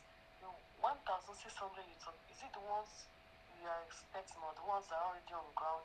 Or No. then when this 1078 is exhausted, you're not getting to those ones. Yeah, it's additional. So it's not like we do 1076 and then we go on continuing to 1600. We have to do another 1600 on top of this other 1000. So we finish this meal, right? 1076, and then when we hit that number, and hopefully in 9 days from now we hit that number, then the next meal starts, and we start from scratch from 0, and then we start building from 0 to 1600. So that's why it's a little bit scary, is we have to get 1.5 times as many blessings per meal, like almost double. Which is why if we do the flock strategy and we bring on one more person each time, our team will grow at the same rate that the blessings will, and I'll survive. And I'll call up the Hungerstrike under 2 conditions. One is that we get 6 politicians around the world to implement universal logic in the AI industry, CRISPR, World War III, climate change, mental health, the Megacrisis, right? Or we reach 100,000 blessings. So it's a lot, yeah. We're at 1,000 now, and we need to be at 100,000 here in the next couple of months before AI codes itself in 5 months. So we have basically 5 months to learn how to make 100,000 blessings in one meal. That means in 6 days to 3 weeks, I should still be alive. If we keep going. We're going to have to somehow make 100,000 blessings in like 6 days to 3 weeks. So that's what we're building right now. And I'm glad you asked the question, because I've explained it so many times to the other crews that I thought I told you guys already, but now you know, and you can check it out. And I should update these numbers. Like if we could take the number from the Herculean checklist and update the GoFundMe every day, that would be another little blessing that would keep the public aware. But I haven't. A lot of people are making like private donations to me. They're not actually putting it through GoFundMe. So you can't really see all the funds, but I'm trying to get them to use it because it inspires the public to know it's not a dead campaign. But this is one GoFundMe. So there's a second one that's for you guys. So here's the one that's for you guys. This is called the Enabler, the Blessing Enabler GoFundMe. So this one here is is supposed to help pay for you guys to keep momentum, and people in wealthy countries don't get paid except unless they're like Marlena. Um, so that's um, that's where you can go to see what you guys where people are donating for you. I think we raised like $1,000 for that one. Okay, $1,000 was raised for people like us. Yeah. Oh, 2,200. Yeah. So Yeah, why did you say people from wealthy country are not paid? Why? because I can't afford to pay the minimum wage in these other countries. If they want to work on honorariums, okay, but it's also for justice, right? It's like the meek shall inherit the earth, but the people in in the exploiting world, right, the rich world, they're they're not doing good things to the rest of the world. So to kind of balance that in a spiritual God manner in wisdom, we're going to send the money over to exploited countries to empower them and enable them, whereas the wealthy are the ones that pay for it, or they do the blessings for free. You can still do the blessings for free if you want, but because you're on the hamster wheel and you're competing against the rich countries for every $1 in aid that they give, they get $7 back through unfair trade rules. It's never gonna balance unless we do something different. So that's how I have it structured for right now. It might change in the future, but for now, for me, it just makes sense to pay for the poor or the exploited, and then those who aren't being exploited. Um, Okay, okay. So like you are taking from the wealthy country to pay to the less privileged people or less wealthy people that could balance. You said something like for every $1 that it gets to you, as that gets to the less wealthy, that they make $7. That means it can never get balanced or something. yeah, well, through us, well, I wouldn't consider what we're doing an aid program. You guys are providing a service, but in terms of international aid, that like let's say the Canadian government gives to the Nigerian government, that money is for every dollar that Canada gives in that system of exchange. Through our trade relations with Nigeria, we get $7 back. So that's where the real harm is. And the African continent as a whole, 53 African countries together, are $530 billion in debt to the World Bank or something crazy, which means that the interest payments that they're paying are higher than like their social programs for their people. So Okay. that's why I don't feel right. Um, Unless they're dedicated like Marlena and they're here for the idea, I don't want to set the trend where it's like, oh, everybody's coming to us for money. Like even Jesus said, when a lot of people don't know this, but when Jesus was feeding the 5,000 by breaking the two loaves or whatever the story is, um, he actually he berated the people who came. He's like, you guys aren't here for my message. You're just here for the bread. And Yes, exactly. He told them that. he lost a lot of followers. Like screw this guy, and they just deserted him. But that's kind of what I don't want to have happen. I want people to kind of come for the idea, and we're gonna try and explain the meat. Like that's why the meetings and the chizzy are so important. Is we're giving them something even more powerful, right? Eternal life through the power of the words that we're using. Words create memories, and yeah. So that's what I'm trying to do. Okay, understand. Well, please understand a little. Okay, awesome. Yeah, I guess I didn't make that clear in the training, but we will start doing that in some of the trainings, and yeah, it's pretty intense now. It's like we can't slow down. Like it's gotta almost exponentially increase. That's why, yeah, losing Uswa and the people that I spent thousands of dollars training really hurt me because I could actually die. You know what I mean? We're all likely to die anyway if AI gets out of control. So I mean, we're between a rock and a hard place no matter what we do. So hopefully I answered your so from 0 to 10, does that answer your question? 8 out of 10, or do you need to know? Yeah, somehow I'm still like I've gotten the major question I asked, but when do you intend to start sharing to us? I'm seeing share Joseph Pulo 1000 and almost 35 Thomas Porter 300. It's like it's the system that's sharing this in itself.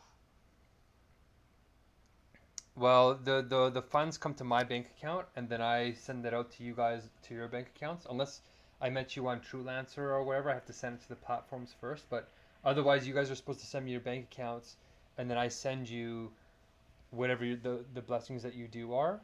And then I tell you, I try and tell you up front that if I'm running out of money, then you can just decide to stop doing blessings until I raise more money. Or you can take a risk and make me go in debt to you, and then I'll just try and catch up payments. But if I die, then you might not ever get paid, right? So I don't want you to do a whole bunch of blessings, then we don't make it, I die, and then you don't get paid for what you did. So that's why every time we get close to running out of money, like we are now, I just tell you, I'm just upfront, and I say, okay, we're out of money. We're just gonna have to wait till the next donations come in, and then you can start up again. But it's your choice. That's what I'm saying. Like when do you intend giving out the money? Then because if there's something like okay, these people are doing, we'll keep them. Let's give them a little to keep them still going, and not to keep quiet at it. I'm thinking that maybe the system is not on sorting the sharing. That is why you have No, the you just came on after Sahan and Faber and Esther. So I pay whoever comes on first, and then I try and make sure there's some left over for the new people so that they know it's not a scam, that they're actually going to get something, so that it covers the initial sort of training and stuff like that. So that's where I'm at now. Is I just calculated the blessings. I had this mouse infestation where I haven't slept properly in 6 days, and now I have to make this Nigerian meal, and we're trying to do the training, and there's just a whole bunch of stuff that piled up, and I had court, and there's a Supreme Court thing coming up, so for this week was just really packed, and so now what I'm doing is I'm saying, okay, I had to write. There's so many blessings happening. I had to write a script to help me count them all. So that's where we're at now. Is there's so much happening. I can't even keep up with it by myself unless I make these scripts. And so you'll be getting paid in probably in probably the next day or so. I wanted to finish calculating the blessings, and I have to double check the numbers. That's all. Go ahead. okay. Oh, I get what you're saying. Sha. It's just because I've been expecting. But you said I came after you paid them. Yes, it's been like a week plus anyway. But then it's alright. I just needed to clear my how do I put it? Clear my doubts and the rest of them. So let me know where you are or where we are at, and then know what to do next. So with what you explained, and I believe that when you are ready, you will ask for the account details and the rest of them.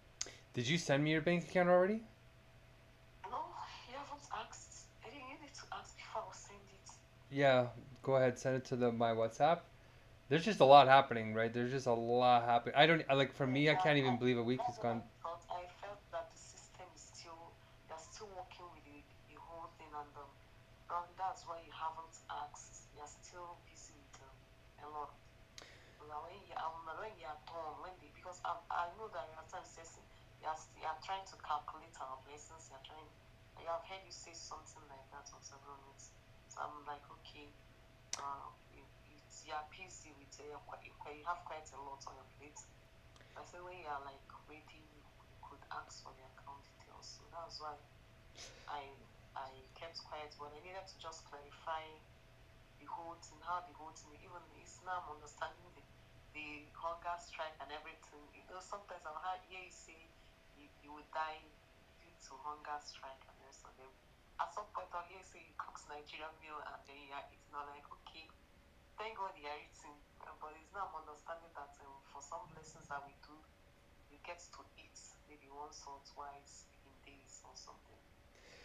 Yeah, and it's a lot. Like I'm dealing with like 30 people. There's like a lot. Like I'm doing the work of like 10 people right now. So like even with me making the script, you guys are making so many blessings that when I was making the script, it was crashing the script. So it took me like 5 days to just make the script. And there's a bug in the script, so it's not even calculating some of the names because you guys are putting in your names like differently. Like you're putting a space here, so when you put the names and put them in perfectly the same each time, so that my script calculates. So that's really a lot happening, but I'm making progress and I'm holding on, and I'm losing track of a little bit of time. Like I can't believe it's been a week, um, but I'm getting on top of it. That's the good news. So you should be getting that in the next day or two. Um, I have to cook the Nigerian meal. Like that usually takes me 3 to 6 hours and a bunch of planning. That's my kind of priority, is to kind of like get the meal done so I get back on the hunger strike, and then when I'm back on the hunger strike, then I catch up with all the blessings because I'm not cooking anymore, and then that's where I start to lose strength and I try and get all this stuff done. So that's kind of my plan, is tonight. We were So supposed you to have, have a lot to do to help you. what's that? I said, so we have a lot to do to help you. Yeah, to help the world. That's right. So I'm staking my life on it. Hmm? That's why you can eat. You're taking your life on it. Yeah, like if there's 730 million people going to bed hungry tonight that don't get to eat, and pretty soon we're gonna have soil problems and a whole bunch of problems around food. So I'm sending out a signal to the world that leaders eat last, and a lot of people right now are leaders that eat first and they leave everybody else behind, which is why we're destroying the planet and everything's all messed up. Wealth concentration is increasing, you guys. Like, wealth is getting sucked to the wealthy globally faster than ever before. It's not getting more even. We're actually going in the worst case scenario. That we're just flying out of control here. So I'm sending the opposite signal, the same signal that Jesus, Buddha, Prophet Muhammad sends, is that I'm willing to sacrifice for you because you're sacred, just like I am sacred. And we want to get into a different kind of thinking, a different kind of spirit that's not dog eat dog like ancient Rome was when Jesus was alive. We're in a similar version of the new Rome, except it's global. So we got to get out of this. And an act of a peaceful protest, it's a protected activity, right? It's a charter right in Canada, and I'm allowed to do it. And so revolutions are usually violent, but we're a peaceful revolution, and our international signal of protest is hunger striking. It also develops a lot of internal control over your impulses, your inner animal, your sinful animal, and it raises your consciousness to a higher satisfaction. And that higher satisfaction is what Jesus, all divine masters, were trying to get us to do. So that's the direction that I'm going in with this movement. And if you guys support that kind of thinking, then yeah, stick to it. And every blessing matters right now. And if you know anybody that would want to donate funds to us, like a church, if your church wants to give to this, or they understand the proof that we've proven God's being, right? Like we're not just a faith-based organization. Like this is the first spirit, like spirit that knows itself as spirit and knows how to talk about it in the power of the word, the absolute word, the spirited word. That's what we're trying to inspire the churches and the mosques and the synagogues and the temples. We're trying to say we have the answer. We just need to get the word out. We need to get the good news out, the new gospel. Like we need to get it out there. And that's what I'm trying to do with the flock strategy is we are the change we want to see. We're building God's government, and we're building a new justice system. And then if you want to go and lobby your government, there's another legal entity that you have to start that's separate from One World Spirit. One World Spirit is us being the change as a non-profit internationally. But if you want to lobby your government and say, hey, these guys got a great idea, you should follow them, then you have to register as a lobbying organization under your national constitution. And then only nationals from your country can be in that lobbying group. Nobody from foreign territory can be in there. That's why when you guys make enough blessings, I actually leave my hunger strike and I start eating, and I don't go to the courthouse, and I don't, if I have to go to the courthouse, I stop eating. Like I don't mix the two, because I can't use your funds or your blessings to inadvertently influence Canadian politics, because you're not Canadian. So all my activism in terms of the courthouse and the Supreme Court and getting the Canadian government to follow universal logic, all that money has to come from Canadians. Your guys' money or your blessings are going towards just my meals that pull me off the a hunger strike, and then I recover and I heal with the blessings and the meals and the ever living meetings, and I just teach universal logic, and then I cook a vegan meal to teach the world how to eat gourmet vegan, so it's delicious, and then we can eat like Eden, and everybody goes vegan as one of the first divine decrees of God's government. That everybody who can go vegan should go vegan immediately. And if they don't, they're not just risking their material life, now they're risking their soul, their spiritual life. If they don't eat like the Garden of Eden. There was no eating of animals in the Garden of Eden. There was no factory farms and torture and hormones and injections and crap. Like, it's horror. Like, we create horror on this planet. We do not eat animals like they used to in the past, where they respected them a little bit more and it was more natural. What's happening on Earth is not natural. It's like an evil, terrible, grinding, mechanical, inhuman, terrible system, and we're putting it in our bodies. So anyway, that's one of the things that I hope we're able to do here quickly to save the environment ourselves. Okay, no problem. I understand. Thank you for explaining. I've never had it this way before. Okay. I've gotten to get this explanation. Okay, awesome. And another reason why I'm a little bit delayed on things is because we used to only do 1 hour meetings. Now we're doing I'm sitting in these meetings for up to 6 hours a day. And then I have like a couple of hours in between. I have to sleep. So a lot of the time is really being in the meetings. I used to be able to do all the blessing calculations and everything in between the meetings. But now we're getting so much that I'm trying to compress time. So just give me a little bit more time, and yeah, you should be getting how many blessings you've done, and then you can double check the numbers, and then I'll send you like whatever it is, like $50 or whatever. I'll tell you what the rates are, and Sahan is helping me decide that. So that's something that we're trying to do here in the next day or two once I'm done this meal. So just hang in there for a bit, and if you want to stop doing blessings, you can until I pay you. I tried to put your blessings on that total sheet that you can go and check yourself, so you can see the numbers. If you go to the Herculean checklist, there's a total sheet on the bottom. You can go and check that. Oh, I'm not sure. It's okay, no problem. Okay, there was something else you said about the sheets. We are trying to compress it. Please, we need it. We need to compress the sheets. I was like, my system can't even load it anymore. I tried loading this morning. It will always say the load. It's like you're still working on it. Yeah, and it was getting so big that not even my phone would load it. And then I checked the memory. Like, there's a memory tab here on the new Google Chrome, and it was like 1.1 gigabytes for one spreadsheet. And I was like, holy. So I just deleted 900 rows in it, and so it should be shrunk now. Yeah, it's down to 500 megabytes, so it's half the size it used to be. So it should be easier to load it, but we're basically going to get in a routine where I'm gonna archive it and then refresh it every week, and then it should be manageable. Yes.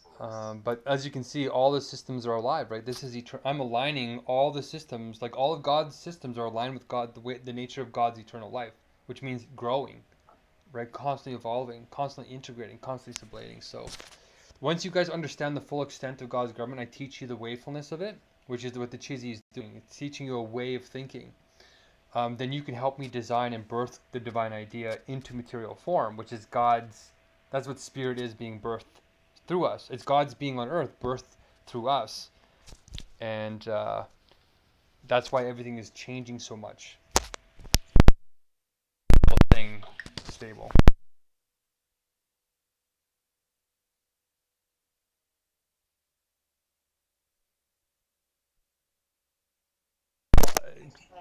For Francis, what's that? Francis wants to do wants to try the rules.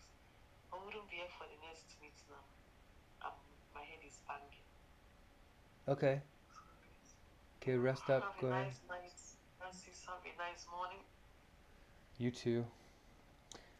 Okay, we got 20 minutes left here, you guys. I'm not sure how much of the roles you got done here in the chat, but we can try and squeeze out the rest of this in 20 minutes. Francis, if you wanted to I guess, bring us through the speech and lead us through, and then blessing. Yeah, I already prepared the time. The first time is up. Almost the time are almost up. So I will compress the much I can do and then move on to the next hour. I don't know who's available. Blessing, are you still there? Blessing. Yeah, I think she's here. Yeah. All right. It's me, you, blessing, and Marlena. So there's 4 of us in here.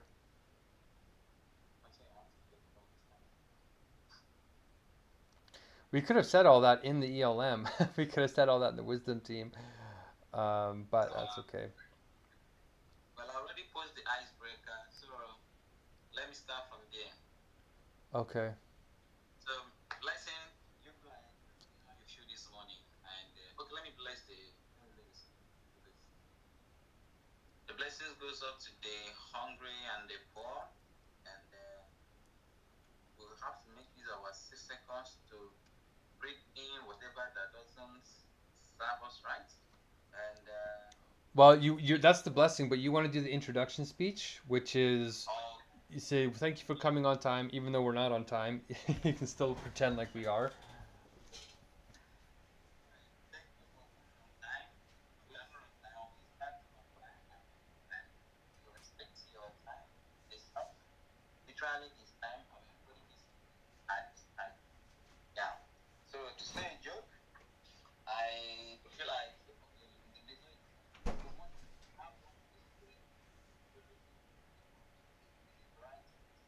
universal truth. One wants to is our inner government with the ultimate goal of flow state for all using the universal logic. We have 4 roles. My name is Francis. I'm the executive who made sure the meetings are well organized. Now we have other roles who involve themselves. Blessing, can you participate in any role?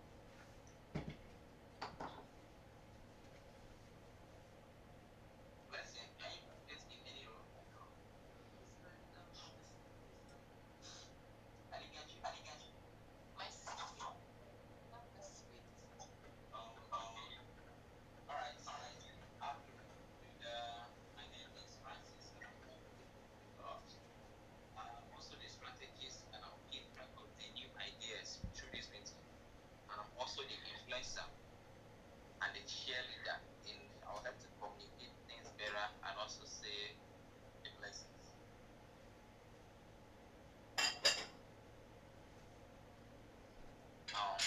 The blessing goes out to the hungry and the poor. Let's take a deep breath in of honesty that serves us for 6 seconds. 1, 2, 3, 4, 5, 6. Now hold for 4 seconds. 1, 2, 3, 4. And breathe out everything that doesn't serve you. 1, 2, 3, 4, 5, 6. Let the presence for this meeting best outcome, and so it is. Now we move on to the call. Do you need to say the go, Mr. Mark? Time is already against us. Yeah, we say the check-ins and then we do the core. Okay. So the check-ins. Blessing, you go first. My name is Blessing. I feel good this morning. I feel better. It's just that I'm a bit tired. I'll rate my day a 7 because I'm not feeling. My head is banging. I need some rest. So, and then please, I can't see the icebreaker. What's the icebreaker? Our icebreaker is already up there. The icebreaker said, if you knew that in 1 year you would die suddenly, what will you change? Will you change anything about the way you are living now? And why? Can you see now?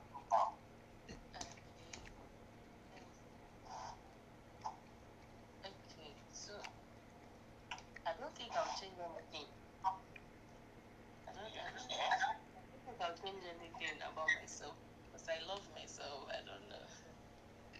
the only thing I can Where say you are is living, where you are okay about the last meeting.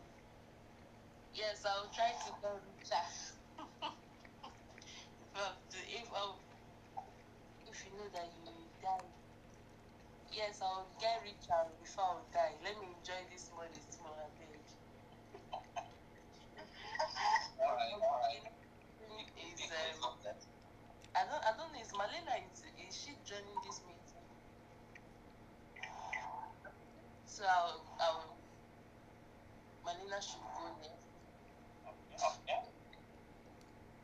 Thank you. You're welcome. Yeah, I'm feeling tired, but less tired than I was before, which is weird. I don't know. I'm like waking up when I should be going to sleep, but I just laid down, so hopefully that'll make me like more tired, and I can sleep early and wake up early and all that. But I just made myself a really good smoothie. Put some dates in it too, which was really nice, and it tasted really like that sweetened it up a good bit. I put some like tart cherry powder in it, pomegranate powder, acai powder, a banana, just like frozen strawberries and blueberries and cherries. It was so good, y'all. Spinach, oh my goodness. So that felt good to eat that. To make that, and if I were to die in a year, I would definitely run myself into just like whatever debt. Like, who cares? Because you're gonna die, right? Like, it's just, so like I would definitely change the way I was living because I'm currently in debt, but I would also like just go into whatever debt, like, and live where I want to live. And currently, to live the life I want to live, which isn't even like that extravagant or anything. I want to like be in the mountains. Like, I don't need a mansion. I would need like a tiny home or something, you know, like, I don't know, but like, yeah.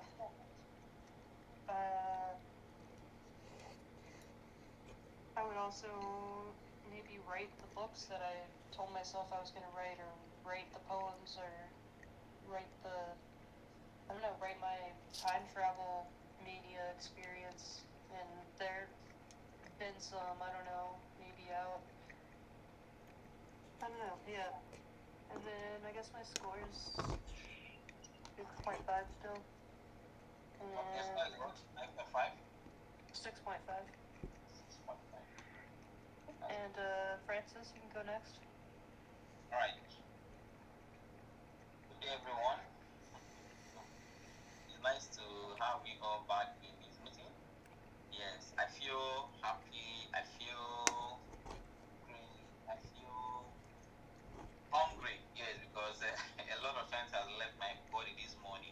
Exactly. Yes, I rate my day 7. That's because my medications are working just like I said, and I feel energized this morning to tackle any problem that comes my way today. Exactly. Yeah. So as for the icebreaker, well, there's nothing much to change about my life because I'm living a sincere life. Yeah. But what I'm going to change is the way I view things. Yes, I tend to see people trying to be a manipulation to others.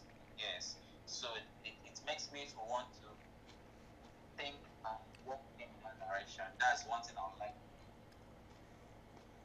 about myself. So that is it. Mr. Mark, I guess you go next.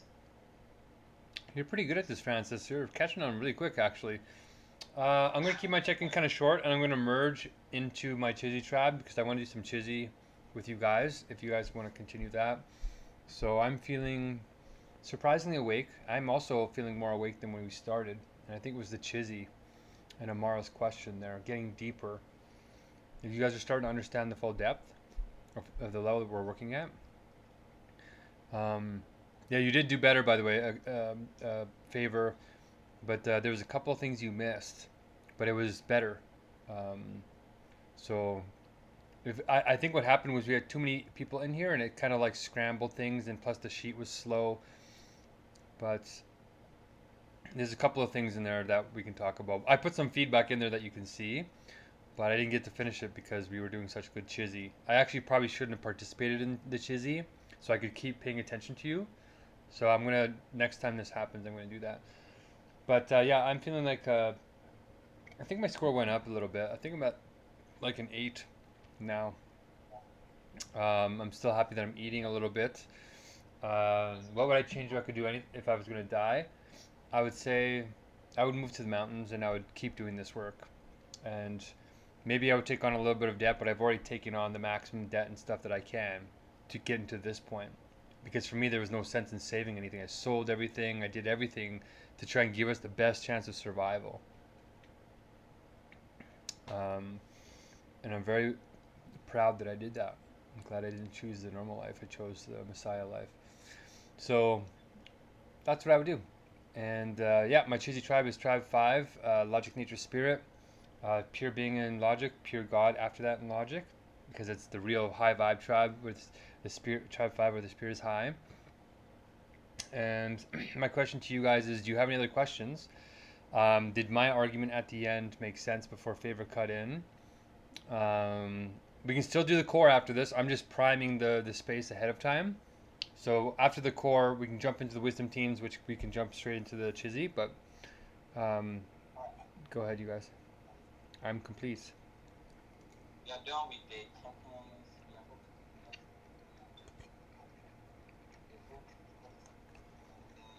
I have the course name order.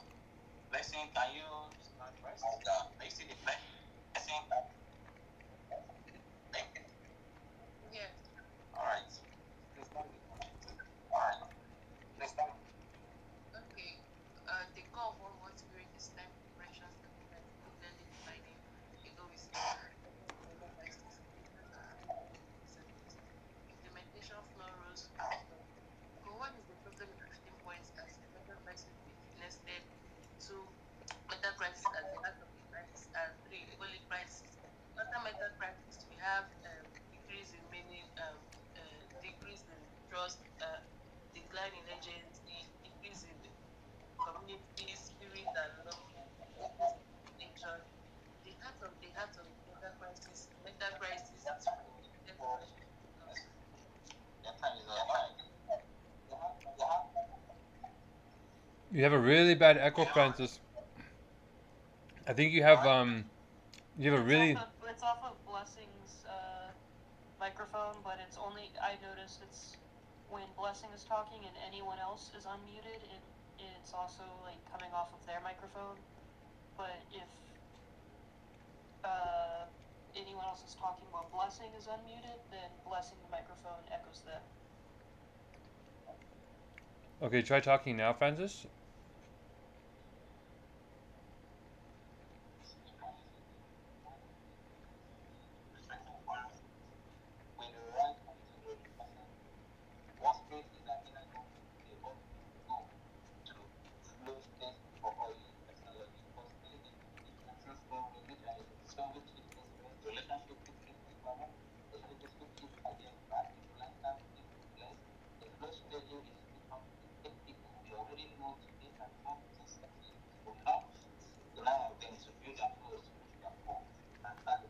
Especially faster with AI, which would put itself in the 100% next.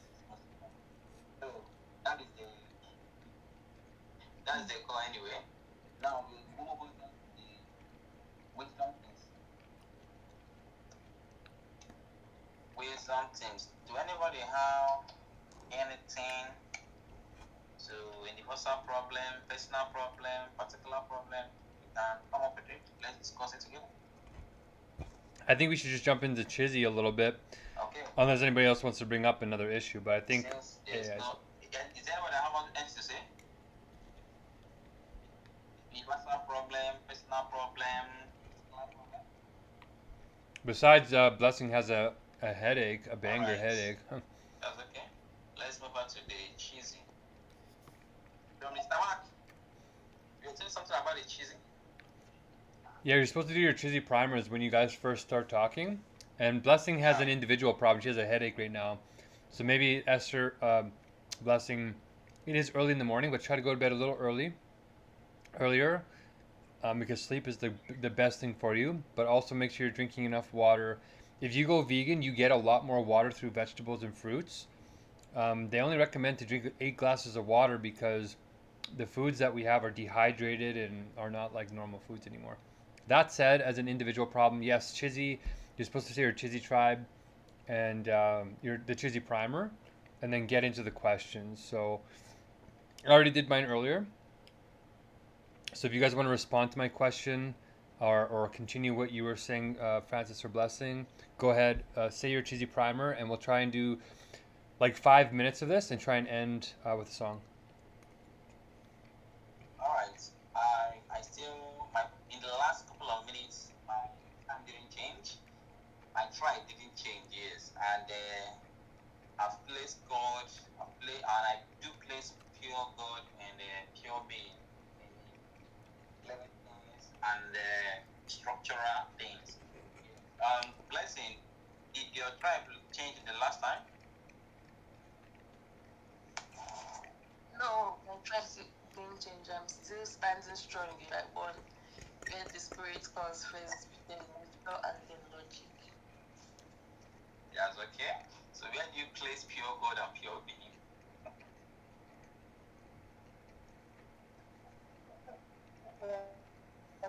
Pure God in the spirit, then pure being.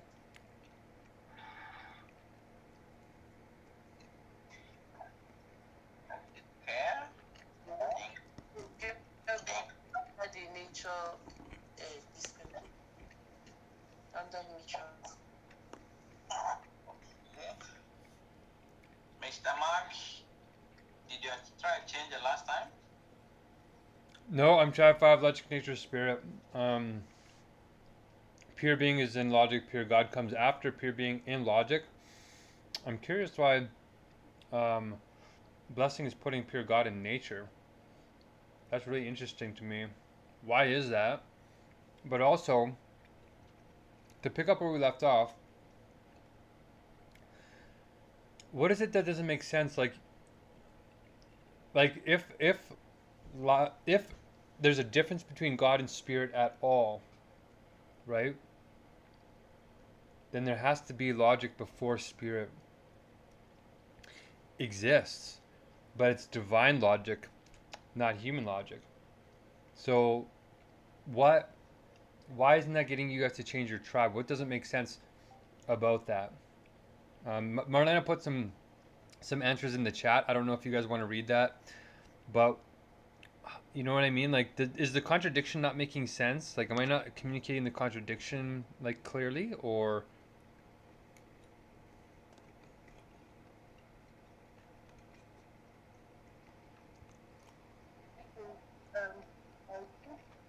God in spirit, pure spirit, pure God under the spirit, not under nature. Oh, okay. You put pure being and pure God under spirit, or you put Under the spirit. Can you open up her screen, Francis? Yeah, you gotta click on that and then go to her Chizzy tribe, and we can see where she puts those words.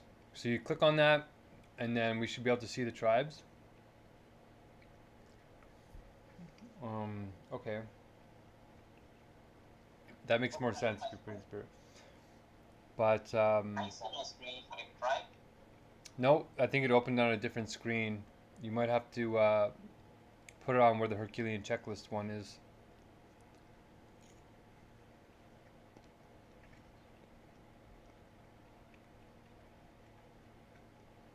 How about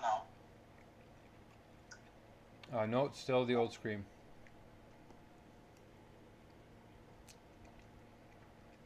Oh, this guy went the whole program. Okay. No. This is not expanding. It's still as little as it is, Joe. Okay. You have to paste that link into the browser at the top, and it'll reset the whole page, and then we can see with tribes.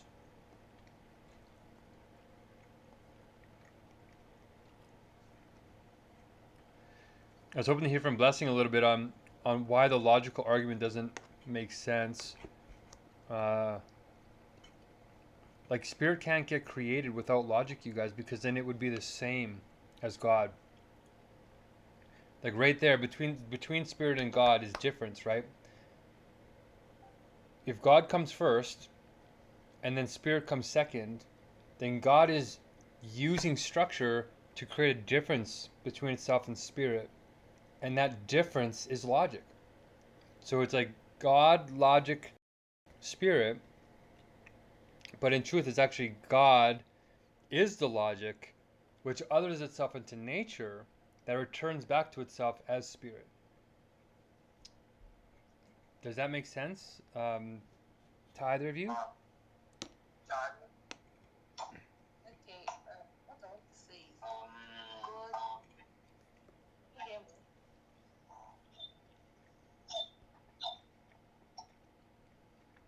Yes, Blessing, go ahead, go ahead, go ahead. God he doesn't need logic or any reasoning to do what he wants to do. It's the humans that actually think and strategize before they achieve whatever they want to do. So I think God doesn't need any reasoning or any strategy. He's the master planner. He just acts. He's an action person. He doesn't think or Okay. or maybe strategize Maybe just what he wants. to clarify is logic isn't just about planning. Like even acting is a logical move, right? Because God's action has difference in it. So even though it's perfect, God knows exactly what he's going to do, that's still logic. But it's divine logic. And our logic was given to us by God, right? Like our capacity to find truth at all didn't come from us. It's a version of God's logic, but we tainted it. So anyway, I just want to propose that to pick it up for next time, because I think you're misunderstanding how we're thinking about logic. But you answered it the same way that Amara does, so that's interesting. I don't know if you have any other comments on that, or Francis. Yeah. Well, I wanted to say that you all are doing well, and I wanted to add to what Blessing was saying. You know, human logic is not God's wisdom. That's one thing I know. Human logic is limited. Human logic can be affected by emotions or the things we see, and human logic can easily be deceived. Okay, now God's wisdom, which is the source or the origin, is pure. It is the foundation of every knowledge. Without God's wisdom, I don't think one can be able to handle some complicated tasks. I'm not trying to bring in Christianity. I'm trying to go in the sense that I'm trying to go deeper than the intellectual aspect. What do I mean? God's wisdom is more deeper than logic, and it's even more supreme than human logic. So that is why saying that logic should come first doesn't look like it's a human factor, because spirit lives first. Once the spirit is alive, then you can now be able to think about how to solve structural problem, be it logic, be it nature. Okay, so that is what I wanted to chip in to what Blessing was saying. So I don't know if you have anything contrary to what I just said, Mr. Mark. Maybe we should get Marlena to give the last word here, since it'll be fair to her. And then we can try and do another hour, or we can call it quits here. I know that Blessing has a headache, so maybe we should call it quits, and then I can catch up with Amara and get the payments figured out. But yeah, Marlena, do you have a final thought on this? Not really. I'm about to fall asleep, so speak of my time. Okay. We keep repeating ourselves. Like, you keep saying logic is a human thing. I want you to open your mind for a little bit and think, what if it's not a human thing? Like, just consider for a moment that God has a divine logic. that governs God's actions, and that wisdom can't formally be known without logic at all. Logic is needed to have wisdom because wisdom contains judgment, and judgment is a logical determination. So you can't put the cart before the horse. There's a contradiction there. So God's being is implicit wisdom, but God's being doesn't need anything else to be what it is. Wisdom needs being to be what it is. So it has a dependency. So the true first determination of God that starts God's wisdom is being, because it's not dependent on anything but itself. Everything else is dependent on God's being, including God's ideas. So that's why, if you think about it, the only way to think about logic is like that. We have it backward. The way that you are using your human thinking to think about logic is actually the wrong way. It's a sinful way of thinking of logic. You are claiming human ownership of a divine attribute. So in your misunderstanding of it, you're tainting it and not understanding the true order of things. So if you get back into divine consciousness, divine logic that's already in you, because you're in the image of God already, and Jesus was able to access this perfect knowing, right? Even though he was finite, he says you can do it too, because it's a logic. And that when we say logic, it's actually supposed to be divine, and then we have to rise to that standard. And that's where wisdom is. When you start using logic in your judgments like that, that's what turns your judgments into wisdom. Is because you're using God's wakefulness and not your human contingent broken kind that you learned from wherever you were born. You know what I mean? So that's I want you to open your mind to really consider that, and then we can start again next time. It takes a few rounds for it to really click, but you guys are giving some good answers. It's just that we can go deeper. So awesome. Thanks for letting me get the last word in, Marlena. And I can't wait for the next session. And you guys can send questions in the flow chats and stuff too in between. Because once it clicks, like, this is perfect knowing. We've proven God's being. We've proven it. Scientifically. We've proven it. There's no more uncertainty. Oh, does God exist? Does not?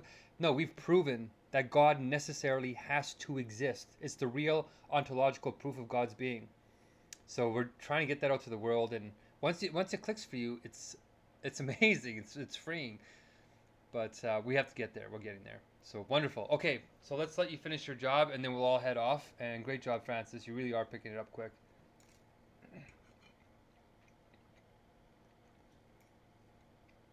Thank you, Mr. Mark, for addressing that too. Thank you for coming up there. Marlene, can you please know? Because you're the one with the lowest.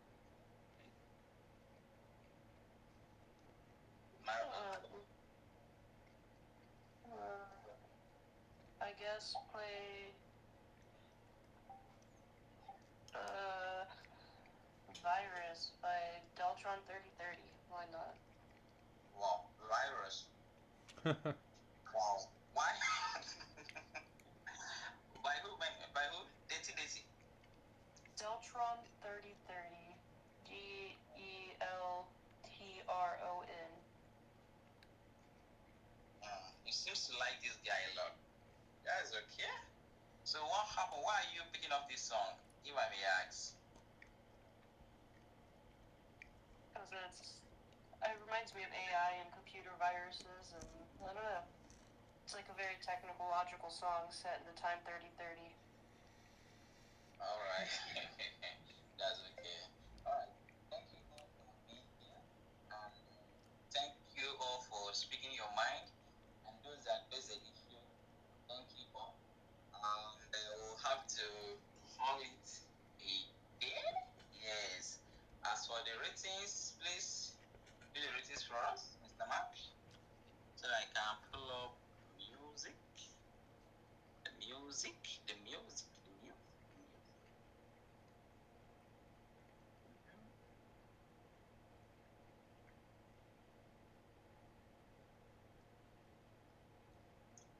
Load virus.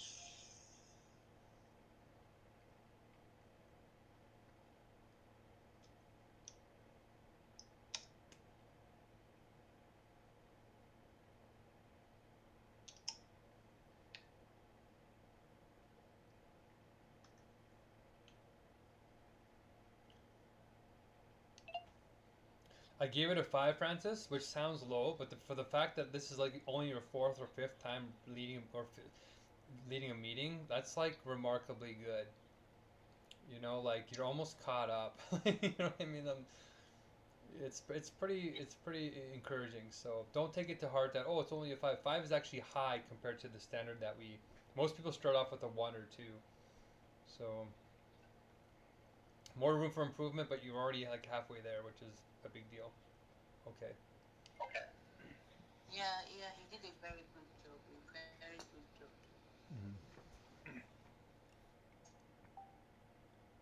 Thank you.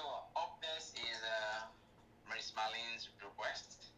So I wish you all a great day, and I pray that the fruitfulness and the blessings of the day will reach to all of us. So, Marlene, here comes the song. Enjoy.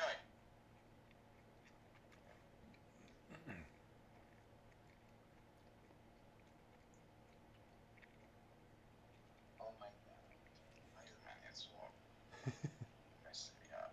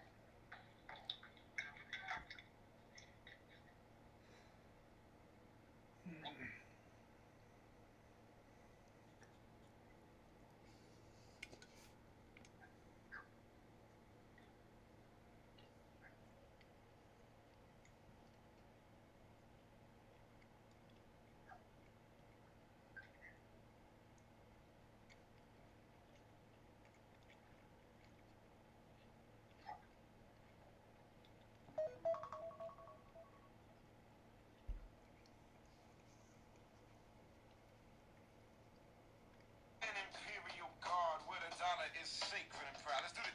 Come on now. Smoke and mirrors, stripes and stars.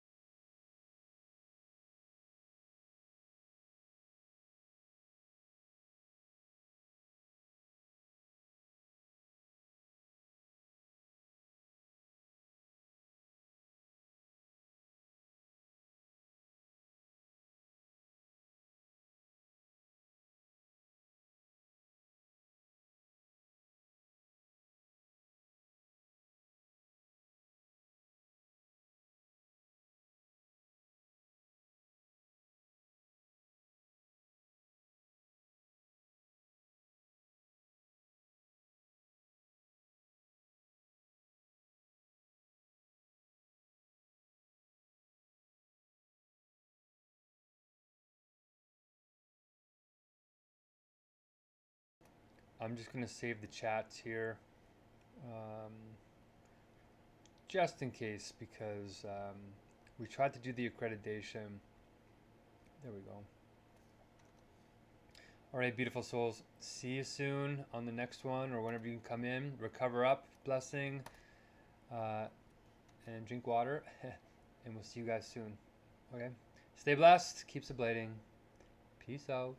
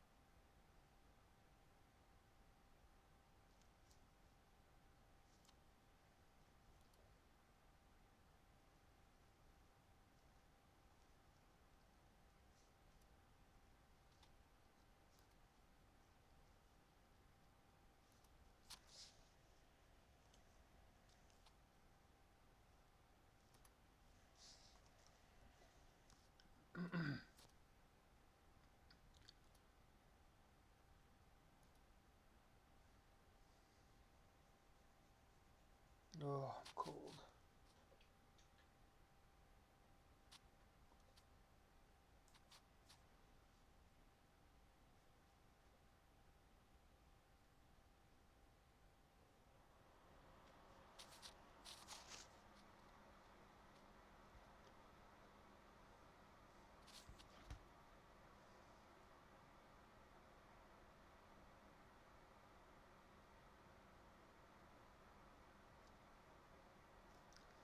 Okay, here we go.